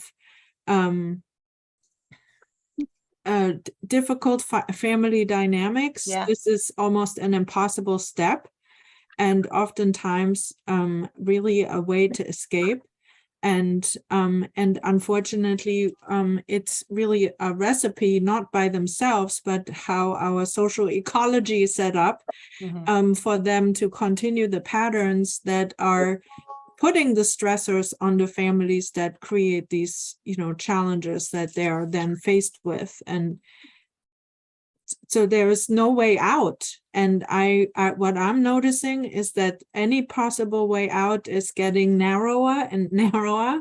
Yeah. And we're seeing families who have to become more and more creative around how they're making, you know, their living arrangements and everything else around it possible. And I just want to say, I think there are so many factors that, you know, I have questions about, including transportation and, you know, just like, you know, the institution of marriage itself, how we're viewing this, what is the perception around, you know, what does a healthy relationship even look like, or how do younger people and Gen Z see that today? There's so many questions that fall in. I'm sure we could have a 3-day conference on this easily. I used to teach, well, before pre-COVID, I taught a modern romance class at Cornell. And yeah, there are a ton of questions around this. Yeah, in terms of, are people dating and how they're dating, and what are their expectations, how much agency they feel they have. So this was, you know, these interviews were done in the early 2000s, and we know a lot of people are cohabiting. That hasn't decreased. But what can parents do to facilitate children having more productive relationships. I kind of is what Kim and I talked about, because there are going to be people who have very fraught relationships with parents, but in their 20s, most of us feel very I don't know, do we feel hands off, or it's not our responsibility to help our children navigate relationships? Is when we offer advice, is it meddling, right? Or can we have some kind of education program about, here's what you want to think about financially before you move in with a partner. Here are some of the topics that you might want to discuss. Like, do you want kids? How are you, what kind of contraception are you using? And are you going to share the costs of that? That came up a lot in my survey, in my interviews, that the couples that seem to have higher quality relationship also had men who are more willing to help with contraception. Yeah, as well as accept that they should be doing more housework, right? Like, so, yeah. So there are so many components, right? So it's not just sharing the rent, but what does it take to be a good partner? And having this financial literacy, I think, is not that I had it when I was a young adult, but I think that's also important, right? How much, the paying for the rent, and how do you manage that, and bills. And Sharon, there is a comment in the chat from Caitlin O'Brien. I think she raises a lot of good points. I think, wait, I can't see it. I think going upstream, think about systems change. Totally about access to comprehensive sex ed, healthcare, employment. Yeah, no, that's totally the case. And I think, the middle class feels like they have, well, maybe not with comprehensive sex ed, right? Because we're in school systems, across states that have it or don't have it. But I definitely think that there's been a disinvestment in families at multiple stages that makes it just challenging to address these high levels of inequality and the future that young people today will face. And Sharon, I also think it's important, we had talked about a bit ago, it's related to your topic, but I know you didn't touch on it specifically, but I think the group would be interested in hearing that. We're still seeing that among and within all of these variables that you talked about, that there is still this kind of peculiar trend that women in relationships, even if they are the more educated partner, they are the ones who are bowing out when children are born, or to kind of sideline their careers for if there is marriage, or they're starting a family, that even if the education level of the woman is comparable or higher than her partner, it's and I'm talking about in heterosexual couples for the most part, as you mentioned in your research, that was the focus, but it's still a peculiar trend. Maybe not so peculiar. I just surveyed my students in my family policy class on their gender role ideology, and we had a discussion just yesterday about how would you perceive a house of 6 messy men versus 6 messy women, right? And so, the women clearly were more, they had more egalitarian views about work and family than did men.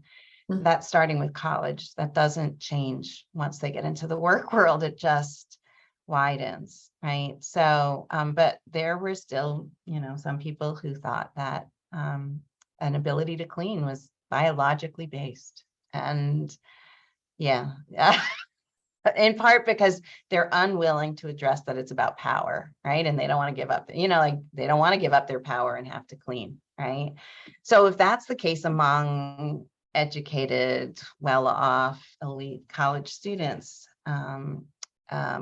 it is clear that that's going to persist among less educated, couples where the men are feeling masculinity threat, right? They've given up so much, or they feel like they're in an unwinnable situation, and like, yeah, they're not necessarily gung-ho about sharing the domestic load. There's been a lot more progress in involvement with children, less so with housework. Yeah. But we could talk about, attitudes and who stepped back and why during the recession. Clearly, what I find fascinating is when we talk with young people, I mean, I almost feel like I shouldn't be talking about marriage and childbearing. They see it as so distant, and it's just really hard for them to imagine that they're going to be facing this in the next 5 to 7 years in the workforce. They think we've done it all for them, and we haven't, right? Like, we haven't. We didn't even get Build Back Better passed, or we couldn't with a child tax credit and more support for childcare. Maxine, you've had your hand up and down for a while. I just want to thank you. It's a very complicated subject. I think on one hand, we look at cohabitation and marriage in a romantic context. So it's like, let's take this leap of faith. On the other hand, you pointed out how practical it could be. And speaking about my younger daughter, you know, and well-educated young women, and she's in her middle to late 30s now. Many of her friends, all of whom graduated from Ivy League colleges, many have gotten married, many have not. Many of these early marriages have ended in divorce. Most of them are delaying childbirth till well into their 30s. And if they have children, maybe they'll have one child. So that there's a sense of, I think, growing sense of women who are able to graduate from college and get decent jobs, that they don't, quote unquote, need marriage. Maybe they'll get married if they have a child, but maybe they won't. And why? Because they want control over their own finances. And it's all the legalities of it and all that entails. And there's such a wavelength of change in how couples are looking at relationships. And because sexual relationships are allowable, and you know, go back to my college days, you know, we started having integrated dorms. And I remember the tour guide at Cornell taking parents in the early 70s to see these dorms and saying, well, some of them are going to be co-ed. And they were like up in arms. So what a tremendous way we've come, so that it's expected to have these early sexual relationships. And most women are looking then for just one relationship. They don't want a few sexual relationships simultaneously. So that what's the next step? Well, if we're having this relationship, after a while, we should be moving in together. And it's a lot of miscommunication and not understanding where people are coming from. And I think it's a lot of confusion. And when you say parent education, I think some of the parent education is children seeing the relationship of their own parents. And if that's a good relationship, maybe that spurs them on to want to replicate that in their own life. And I think all of the workshops we do with raising healthy children give them those kinds of values. And as they do get older, and as a parent, I think it is incumbent on parents of marriage age children to have these conversations about, well, what makes for a successful union? And as you said, talking about finances, what are your values about money? What are your values about religion? And not just your value of having or not having children, but very importantly, what is your way of raising children? How have you been raised, and what is important to you in raising children? What kind of methods? And I've found so much that if they're not on the same wavelength with their philosophy on child raising, that's a red flag too. So there's a lot to be looked into, definitely. There's, I mean, we have a chapter, like, here's the book, right? We have a chapter on whether and how they discuss whether they want kids, right? And like, if you're not on the same page there, and you're not talking about contraception, One person might want a kid, the other one is not ready for it. They're all, it's rife for challenges, but there's also a lot of negotiation where women don't like using hormonal methods. And men refuse to use condoms, right? So that's a whole new area. We're bringing in a speaker in a couple of weeks, Crystal Littlejohn, who has a book saying just get on the pill, about how there's this gendered compulsory you're on the pill, as opposed to thinking about how couples should be working through this. But that assumes that, the couple is on the same page about the relationship, right? And we just don't focus enough on early stages of relationships to have a great sense of what's going on there. We're still operating with this model that relationships will transition to marriage. There's a huge interest in lifelong singlehood now, and the projected rise in the proportion of young people who will never marry. I'm very concerned with whether they will have the children that they want to have, because I think a lot of people still want to have kids, but now they're thinking they can't afford them. And what kinds of social policies should be in place to enable people to have the families that they want, right? Like, if you want to have kids, we do have 40% of births now are to unmarried women. It's still relatively not that common for college educated women to have kids without being married, although that's growing. But like a lot of the reasons people give often are that it's kind of expensive, or they haven't found a partner. But I'm not sure what the future holds if we don't do more to support young people in having children and relationships. Because we are a society that's based on relationships.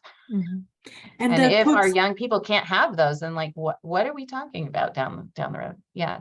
And that puts a lot of the burden on making the relationships and parenting work on the women. Yeah, in a system that doesn't support it. We're starting with parental leave, and how that is designed. And I think the same thing.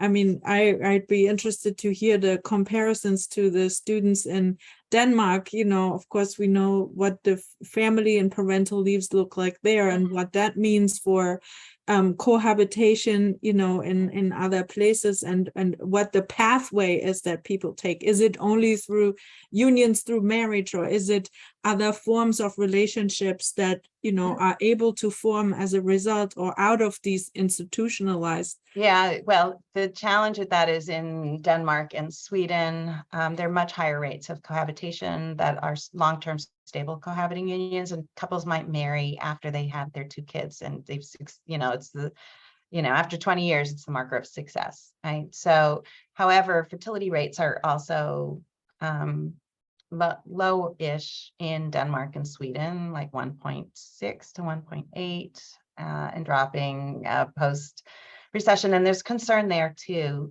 despite having pretty supportive family policies, that it's still challenging, that we have so many options, that men aren't interested in relationships. That a lot of it comes down to like it's a 2-sex model. This is for heterosexual couples. I see that there's a question about following up with same-sex couples. There have been more researchers who've done that, and actually when I went back and re-interviewed some of the couples that had broken off, the women were in same-sex relationships that were also challenged economically. So, I'm not going to say that sexual orientation is going to prevent people who are economically challenged. So Sharon, I don't want to interrupt you. My alarm just went off. We're about five minutes over. I wanted to allow time for Q&A. I think we could continue though, which is my concern, because I think we'll have to have you back. And there's definitely follow-up questions, and I think other tangents on your line of work to pursue. But thank you very much for doing this and for joining us. You're welcome to stay on. We have one more presentation, but it was so nice that our group could finally hear about your work. So Okay. thank you, Sharon. Thank you.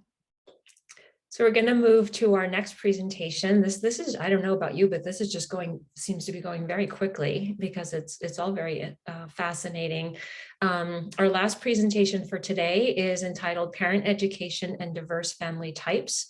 And we have a group presenting from Suffolk County. So we have Kerri, Reda, Cara, Sultan, and Adelaide, our intern that we mentioned earlier, Adelaide Graham. So I'm going to, I've given you screen sharing, co-hosting privileges. So we'll turn it over to you to start your presentation, and welcome. And also, if you want to give a larger introduction of your roles, I just kind of went through the basic presenter role. So okay, over to you. Hi, everyone. My name is Cara Sultan, and I am joined by Kerri, Reda, and Adelaide Graham from Cornell Cooperative Extension of Suffolk County. I am a parent educator here, as well as a social worker. Kerri is a human development specialist, and Adelaide was the intern I mentioned earlier. She is a junior in the School of Human Ecology. She's a human development major with a Spanish minor. So we're here to talk to you about our program that we created over the summer. We're going to talk about how, why, what, and give you some of the content. So we're really excited by what we've created, and hopefully you will too.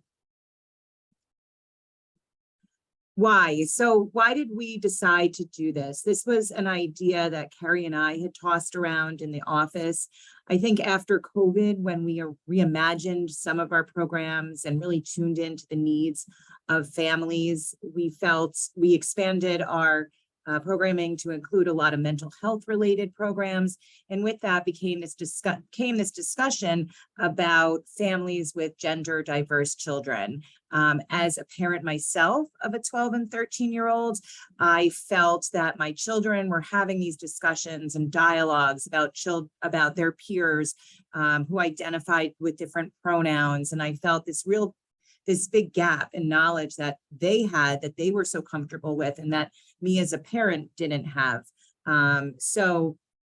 And we had anecdotal stories that we felt there was really a need for parents to have the tools to handle this, much like in keeping with our mission and the rest of parenting programs that we run for handling discipline, for handling screen use. So we felt like we wanted to incorporate this topic into our toolkit of parenting programs.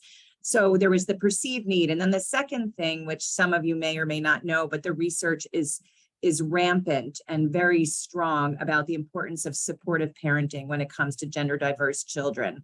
You can do a search and come up with many studies that support that gender expansive teens who have supportive parents can have a positive effect on a child's outlook, mental health, and self-esteem. I've noted just one of many studies here, and this one said that there's a 93% lower rate of suicide for teens who did perceive strong parental support for those who did not.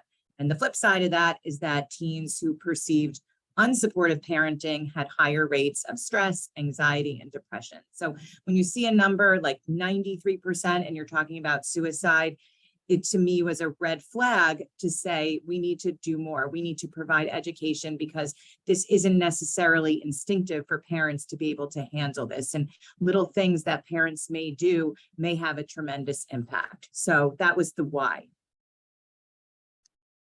So what was our focus? We sort of had to think about how we wanted to tackle this issue. Obviously, we are parent educators. We're not therapists or clinicians. So we really felt that we wanted to keep this as an educational program, right? Obviously, coming together as a group and participating in a workshop does have therapeutic forces at work, but we really wanted to make this an educational workshop and just incorporate it into the menu of other educational workshops and other parenting programs we provide. We also wanted to really normalize the issues. We spent a lot of time talking with each other about how to present this in a way that was apolitical, non-controversial. When Kerri and I wrote this proposal in the wintertime, it felt we were very optimistic and idealistic that this would be something that was well received. And right around the time that Adelaide had started the internship in June, we had a pride event at our farm. We run a Suffolk County farm, and we do a lot of community outreach things. And there was a LGBTQ clinic that came, and we had this wonderful pride event, but it was met with a lot of vitriol on Facebook in advance of the event and actual protests that were frightening. So, you know, the political climate is changing every day about this issue. So we were very careful that we didn't want to come out about making, you know, actual treatment recommendations for medical transition. As Adelaide reminded us through all of her research, that this topic is like an onion and there are many layers, and that everyone's journey with this is very personal. But what we wanted to give were some research-based facts, tips, and ways to support parents. And the final aspect of our focus was not only parents, but people beyond. Perhaps parents, if this is their life, they do have some tools to handle it, or they're living it. You know, parents come at this from different perspectives, but we also felt that we wanted to gear our program to those other people, right? You know, I have a friend who's has a transgendered nephew who goes by they, them pronouns, and the grandmother refuses to call him by his pronouns because she feels it's grammatically incorrect. So, you know, if we had this program to offer in a non-threatening way, perhaps someone like that could move towards a greater acceptance and education around this. We also thought of teachers. We thought of school personnel who are very much, I think, in need of education around this issue. And after hearing about all those school community partnerships, I feel like every school is going to be different, but is there readiness for a school to hear this and how important it is? Coaches, different people and aunts and uncles and children's lives that could really benefit from having this education. So those were the three components of our focus. And now I will hand it over to Adelaide. Okay, so now I'm going to talk about my approach to building this program and the overall research process that went into it. So first, based on what I knew from my previous relevant coursework, as well as an initial literature review I conducted, I set out my intentions and the main questions that I then based my research on. So first, my intentions were to clarify gender diverse identities, and the overall needs and experiences of gender diverse youth in order for parents and other people attending these programs to further understand the situation at hand. I also wanted to empower parents and caregivers in addition to just educating them by highlighting the transformational role of parental support in the health outcomes of gender diverse youth. And finally, I wanted to address the unique challenges faced by parents and families of gender diverse youth. So moving forward, my main questions were, what are the outcomes for gender diverse youth and how does support affect these outcomes? What does support even look like? And what are parents struggling with and what misconceptions need to be addressed in order for them to feel more secure moving forward in this transition and in supporting their child? So then diving into the research process, I began with mostly reviewing journal articles, which consisted of journals regarding impact of support, perceptions of support by gender diverse youth, and the overall parent experience. And a lot of the findings were consistent across journals, and I was really impressed by how much research was already being done on this subject, which was really encouraging. However, I started to get a little lost in just the sheer number of journal articles, and I was also unsure of how I was going to translate the themes I was identifying into concrete skills I could recommend in the program. So therefore, I decided to invest in 2 books that ended up being really essential for this program, and I highly recommend them to anyone who is interested in learning more about this subject. The first was Families in Transition, Parenting Gender Diverse Children, Adolescents, and Young Adults. And that's a collection of chapters by various clinicians, edited by Andrew Gottlieb and Arlene Istarlev. And then the second one was the Reflective Workbook for Parents and Families of Transgender and Non-Binary Children, Your Transition as Your Child Transitions by D.M. Maynard. And the author describes various challenges that are faced by parents and families of gender diverse youth, as well as interactive materials such as meditations or journal prompts for parents to complete as they work through those. So I also consulted with some people along the way that really helped me clarify my vision and approach to the program. Before I was even accepted into the internship, I first consulted with Dr. Lauren Corfine here at Cornell, who was my professor of gender and psychopathology at the time. And she gave me some great initial advice that helped me develop my initial vision for the program, and helped me imagine how I could translate the information I was learning in her class into this program. Early in my internship, I met with Dr. Jessica Connor from Northeast Pediatrics in Ithaca, and she leads a support group for parents of gender diverse youth.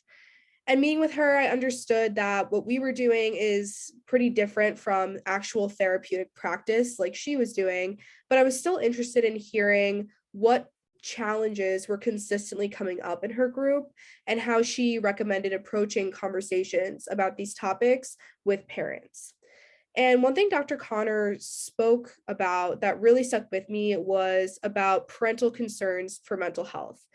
Because going into this program and this internship, I had definitely assumed that my main job would be to convince parents to want to support their child and to invest in this. And then I would do this by really highlighting just how worrisome the outcomes were for gender diverse individuals. However, Dr. Connor reminded me that most of the parents who attend these workshops already truly want to support their children. They just are unsure of how to do that. And she described how she had parents coming to her who were, one, aware of these statistics, such as the above average rate of attempted suicide among transgender youth, which has received a lot of publicity, I guess. And she said that this often hindered them rather than helping them. So then moving forward, I adjusted my expectations and I focused on how I was going to deliver this information in a way that would inspire empowerment rather than anxiety. Finally, I also consulted with Dr. Tara Conlon, who is the education specialist and prep coordinator at Stony Brook Medicine. I met with her a little late in my internship, but she did have a great perspective on what it was like to deliver these types of programs to the local community, specifically Long Island and even Suffolk County, as well as some ideas on how to make LGBTQ plus programs more inclusive in the future than what has already been put out there. So finally, a summary of my overall findings. So as Kerri will discuss, we ended up splitting our program into two parts. Part one touched on basics, such as defining the concept of gender and offering skills for understanding and perfecting pronouns. And then there was part two, which discussed parenting specific skills and experiences. And so part two addressed the majority of the main research questions I outlined at the beginning. So first I had asked, what are the outcomes for gender diverse youth and how to support affect these outcomes? Research demonstrated that as a gender minority group, gender diverse youth experience unique challenges. They are much more likely to be targets of harassment, discrimination, violence, or rejection. They often have to cope with or conceal their identity. They tend to have low self-esteem. And finally, they struggle with having limited mental health services to cope with these experiences. In addition to that, there's often pervasive misconceptions or a lack of understanding within those support systems if they're able to access them. So these challenges put gender diverse youth at an increased risk for developing adverse health outcomes such as depression, anxiety, attempted suicide, and even sexual risk-taking.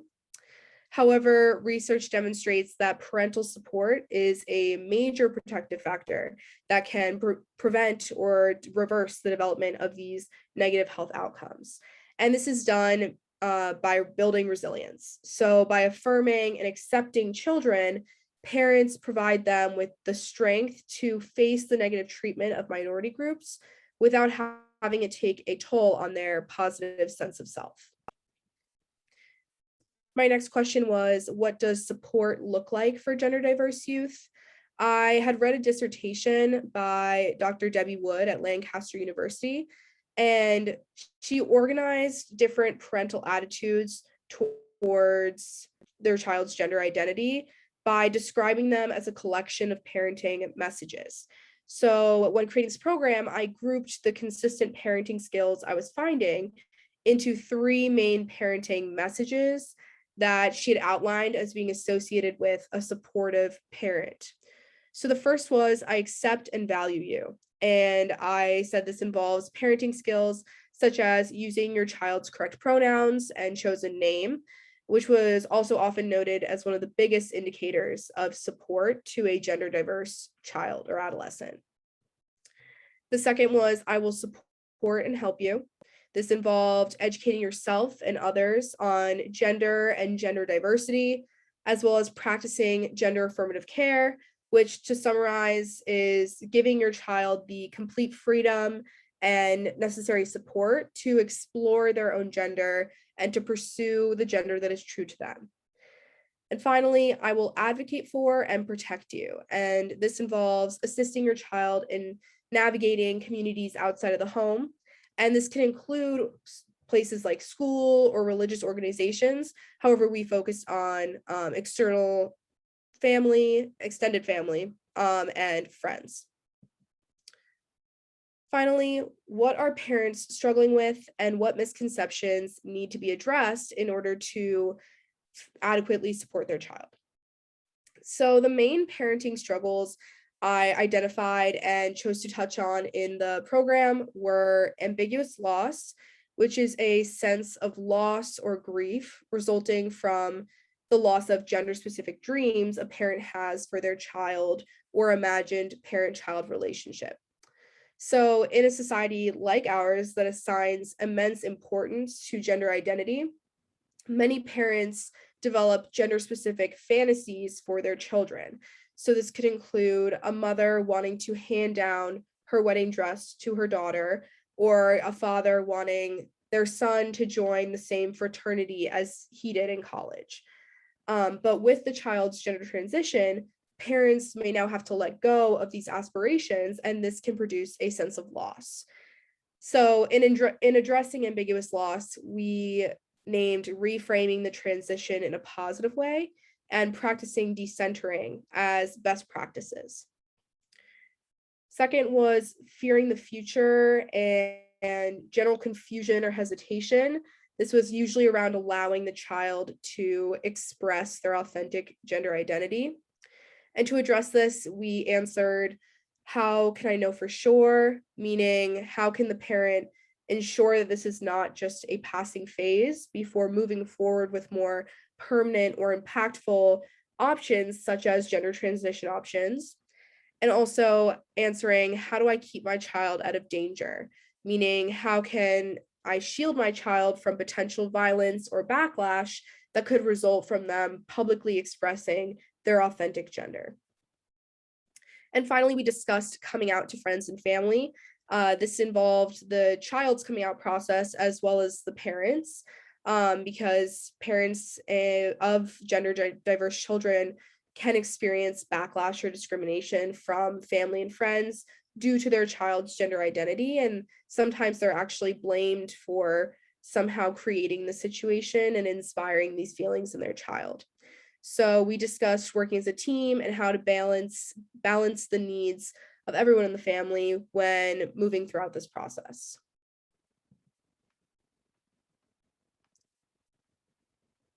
Okay, on to Kerri. All right. Hi, everyone. I hope you're all still with us. I know there's a tough time of day to be a presenter. I'm feeling that 3 o'clock lull myself a little bit. So for the remainder of our time, I'm going to just give you a very short overview of the 2 sessions that Adelaide created for us, and just kind of give you a little taste of the program. So the program is called Unpacking Gender. There is part 1 and part 2. And as you've heard, part 1 was really designed for anyone who is interested in learning more about gender diversity. I mean, in our conversations, I know with my friends, I had heard them say, you know, my children are coming home with this new language and I don't even understand it. I know Cara had recently spoken with a friend of hers who's a physical therapist, said, wow, that program would be really helpful. And I have a friend who's a school nurse who felt the same way. So we really anticipate a very varied audience would be interested in this first session. And it's really designed that it can be a standalone if people just want to come to this one, because that's the level of information they need, then that will work. And what you have up on the screen there is the description that we use to promote it.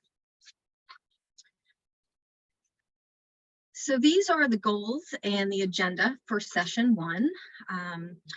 To build a deeper understanding of gender diverse individuals and the LGBTQ+ community, to reframe traditional understandings of gender, and to learn new skills that validate people of all genders. And we begin with the basics of sex and gender. We then review gender identity development and how this might progress in gender diverse youth. We then go on to building a gender inclusive vocabulary, and we give some examples of invalidating language as well. And then we end with an overview of some resources. So this is the gender bear, and I'm just curious, maybe you could raise your hand and just tell me if this is familiar to many of you or not. Just curious to see how widely known the gender bear is. I don't see too many hands going up, so I'm going to assume that this is fairly new for people. So we use the gender bear to introduce different terminology and to help participants understand the different dimensions that make up a person's identity, and also to recognize that gender is on a spectrum. So if you look to the right-hand side, you'll see these 4 factors that make up a person's identity, and they're each on a continuum. So on the left-hand side, you'll see women or female or femininity, and then to the right is man, male, masculinity. And so like I said, there's a continuum, and you can see on this example, there are some stars where, you know, our fictitious person has plotted themselves. So as I go through this, I encourage you to maybe make a mental note of where you fall on each of the, in each of the different categories. So if we first look at gender identity, and this is represented by the brain, this is really how you feel and how you see yourself. And so on that spectrum, it's woman, man, or anything in between. For sexual orientation, which is represented by the heart, this is who you're attracted to, physically, romantically, emotionally. The sex refers to the categorization of male, female, or intersex, and this is assigned at birth based on reproductive organs and genitalia. And I like to say X marks the spot for this one. And then the last, gender expression, which is represented here by the body of the bear, is really how we express our gender externally. So this can be your name, your pronouns, your clothing, your haircut, you know, jewelry, makeup, anything of that nature. And so what you'll find is, well, you won't find because we're not in a group where we can really share too easily, but some people may line up, you know, very consistently from each of the different factors, and others may be all over the map. And that is the point of using this, to show that there is a wide variety of things going on, and it's very unique to each individual. If you could advance the slide, thank you so much. So this is just another visual that we're using in the program. If we think about Western society, we really operate on this gender binary. This is the concept that there are basically 2 gender possibilities, man or woman, and it's represented on the left with pink or blue.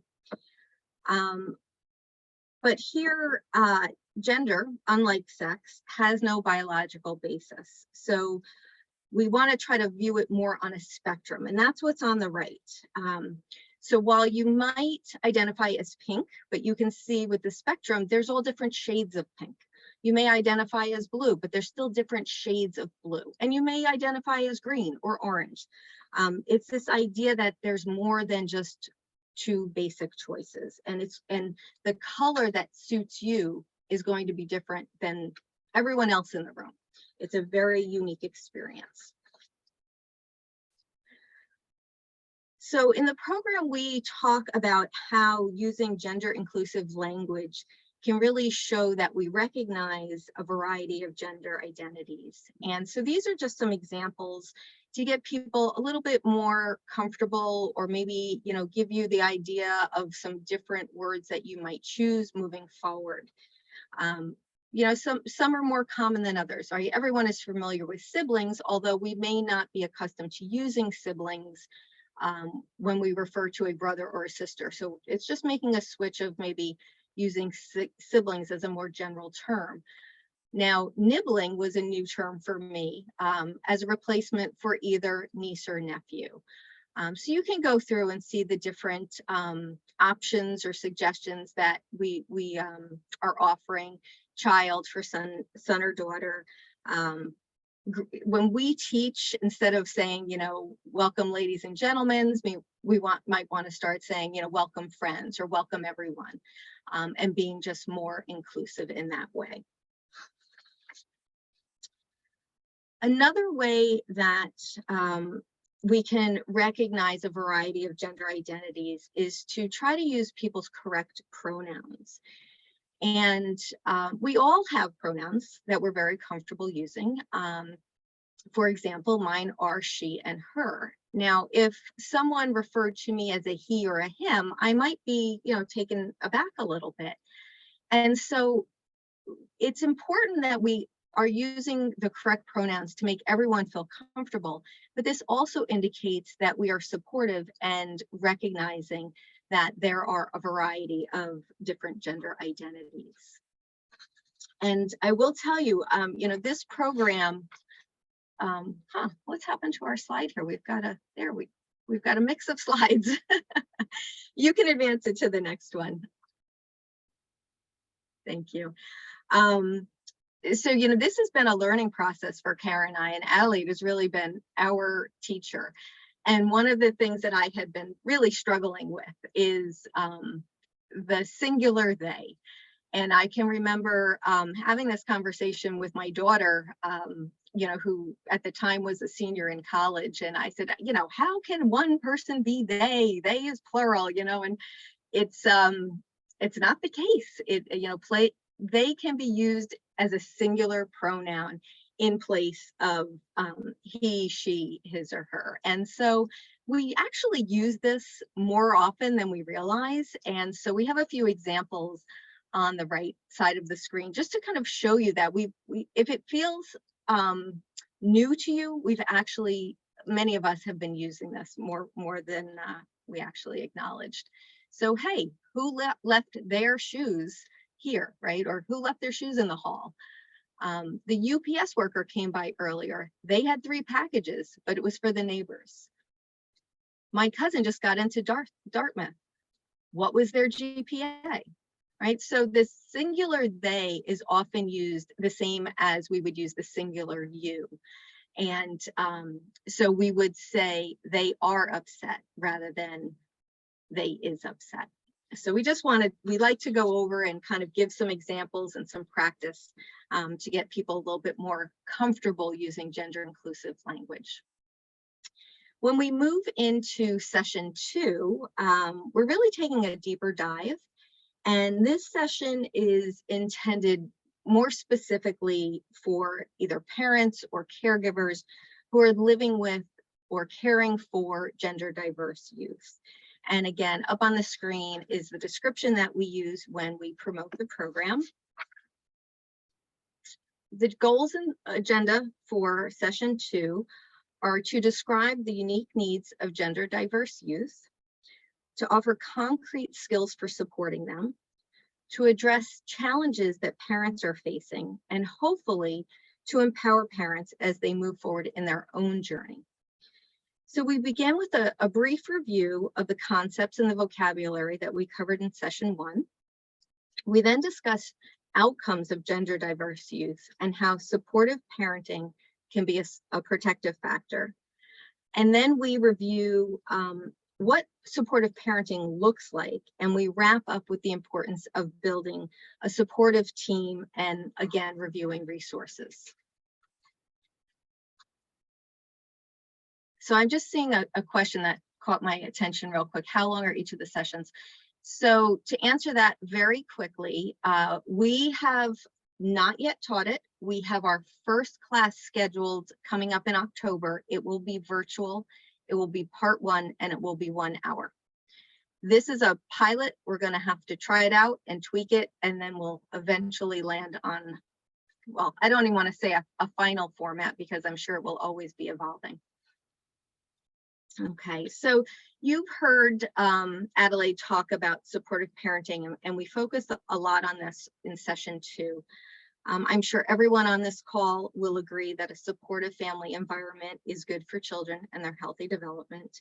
We know that supportive parenting leads to better outcomes for children. But when we're talking about parenting gender diverse youth, supportive parenting becomes even more essential.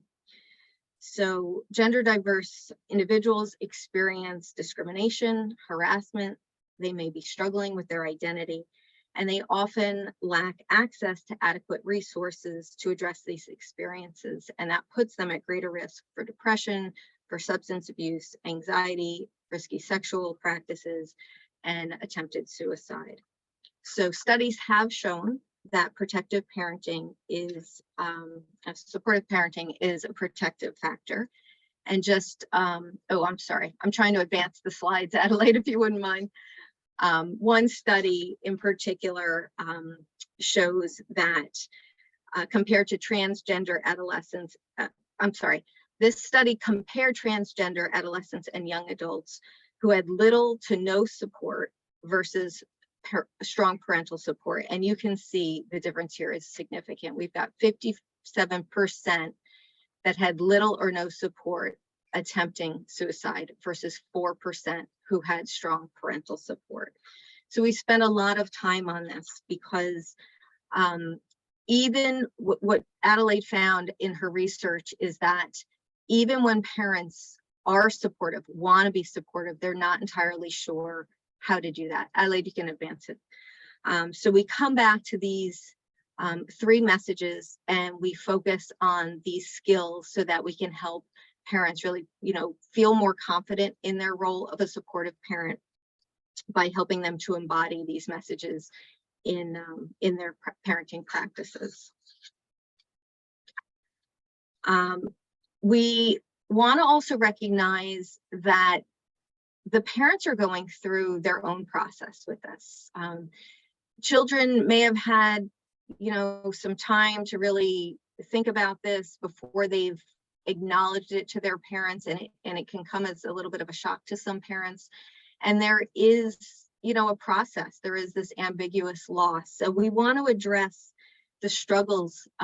So while parents are trying to be supportive of their children, they are also addressing their own struggles and their own emotions. So while we are not therapists, we do acknowledge and validate these very common feelings that many parents and caregivers have. We also spend time navigating the coming out process, recognizing that, again, this is a family affair.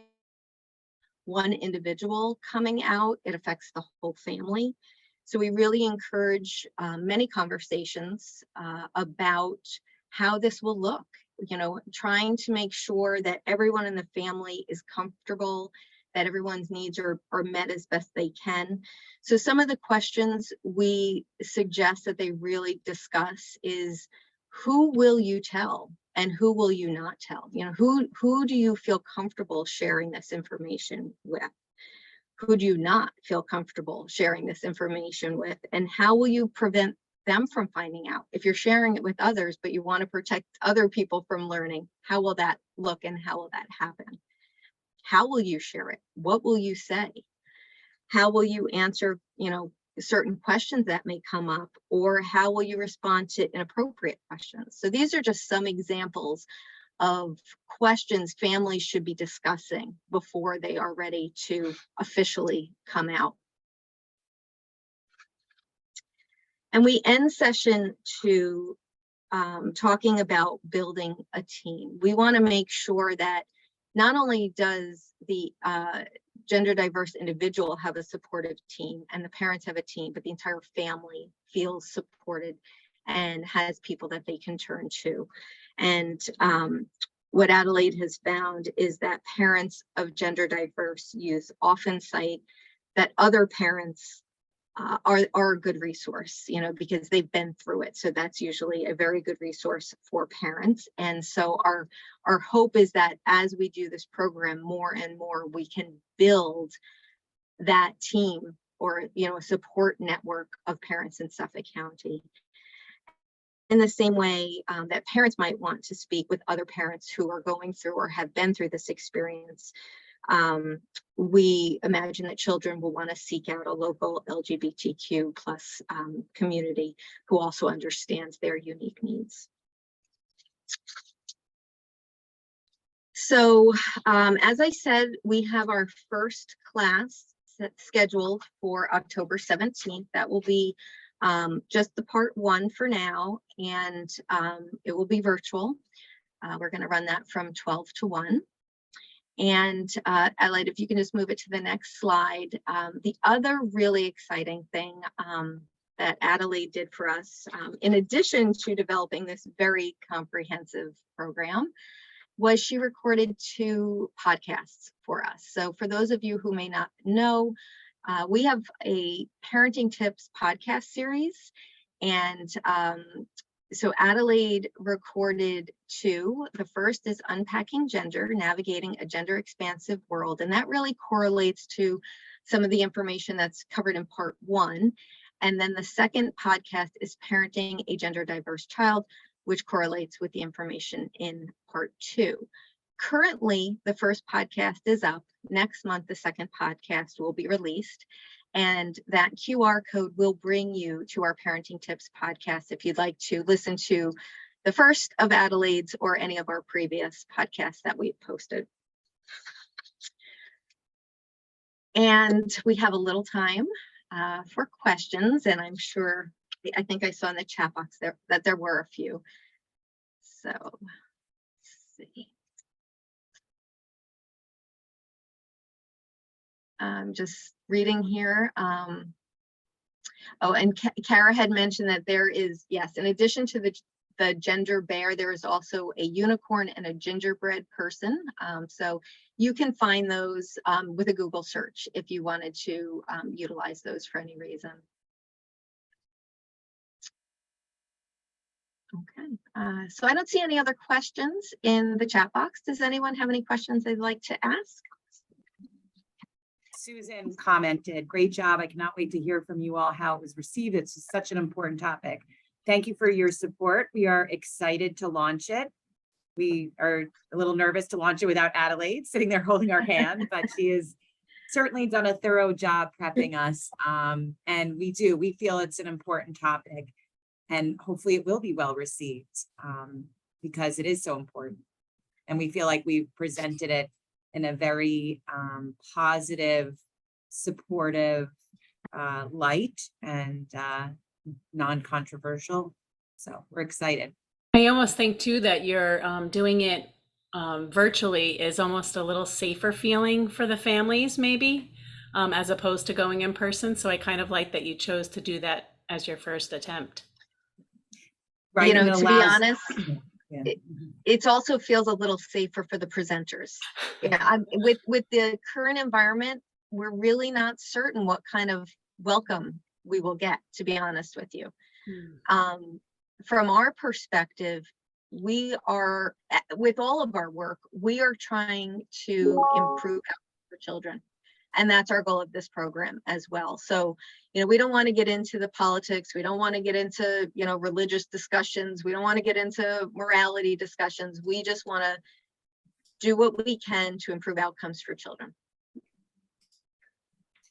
And I agree. The nice thing about virtual is that you don't have to commit to who you are either. Right. Right. If you're just someone who wants to pop on, you can do it from your phone, from your bathroom. You don't have to identify yourself.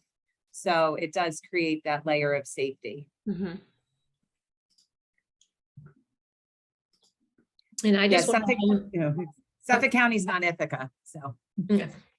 I just want to jump in and thank you all. This was fascinating. I'm pleased on many levels. One is,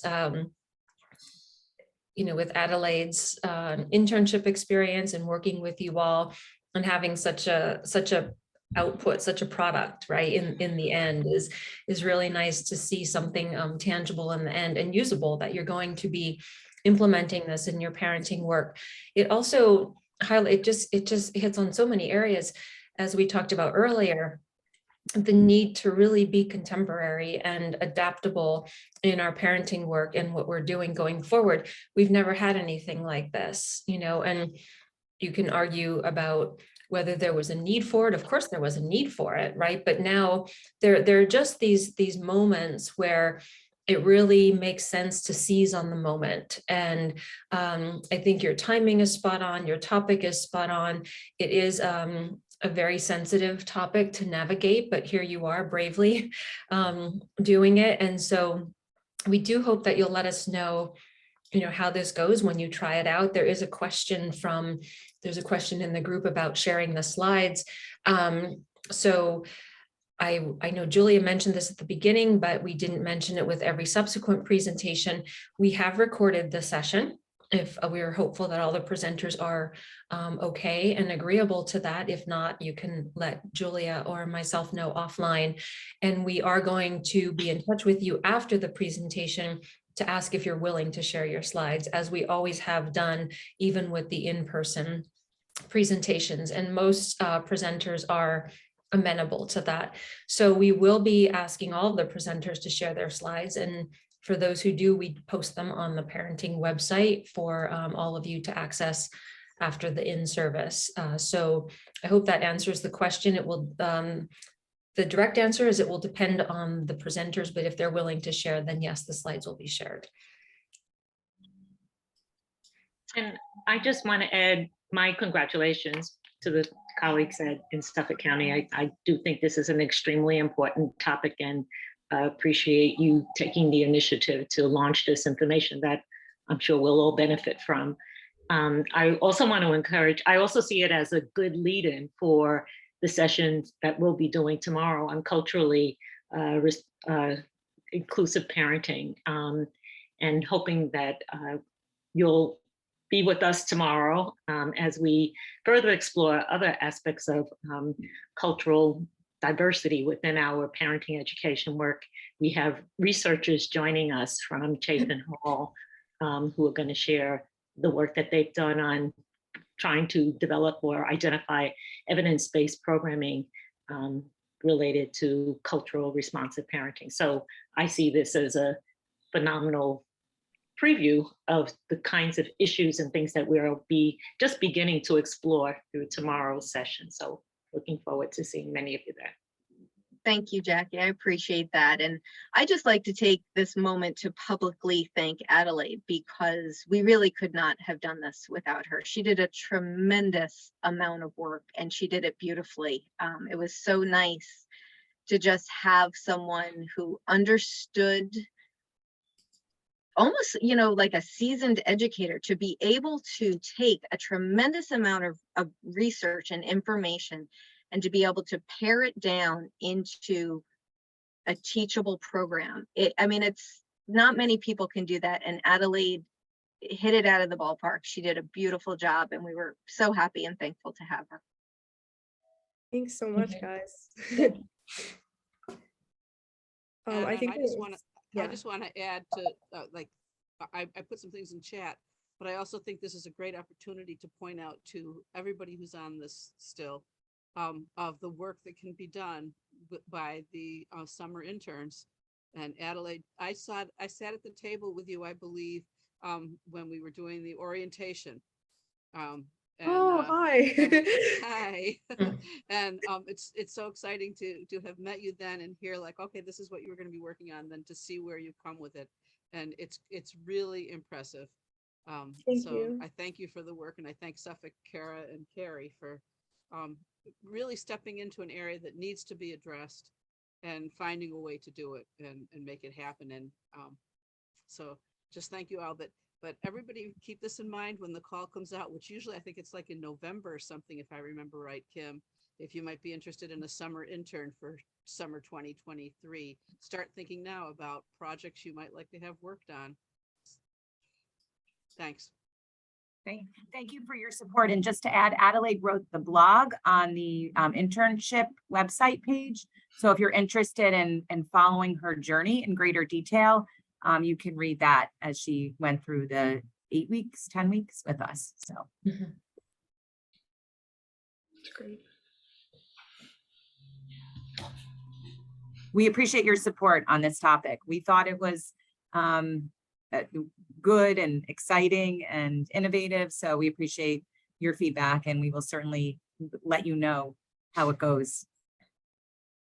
No, thank you. And also just to follow up, kind of connecting some dots, there is an internship presentation session where all of these summer interns present out on campus to the deans are always in attendance, the deans of both colleges, faculty, the faculty sponsors of the faculty partners on the internship projects, many cooperative extension folks, and that is an on-campus event, and that's October 6th. So Adelaide will be presenting this work to the campus community as well.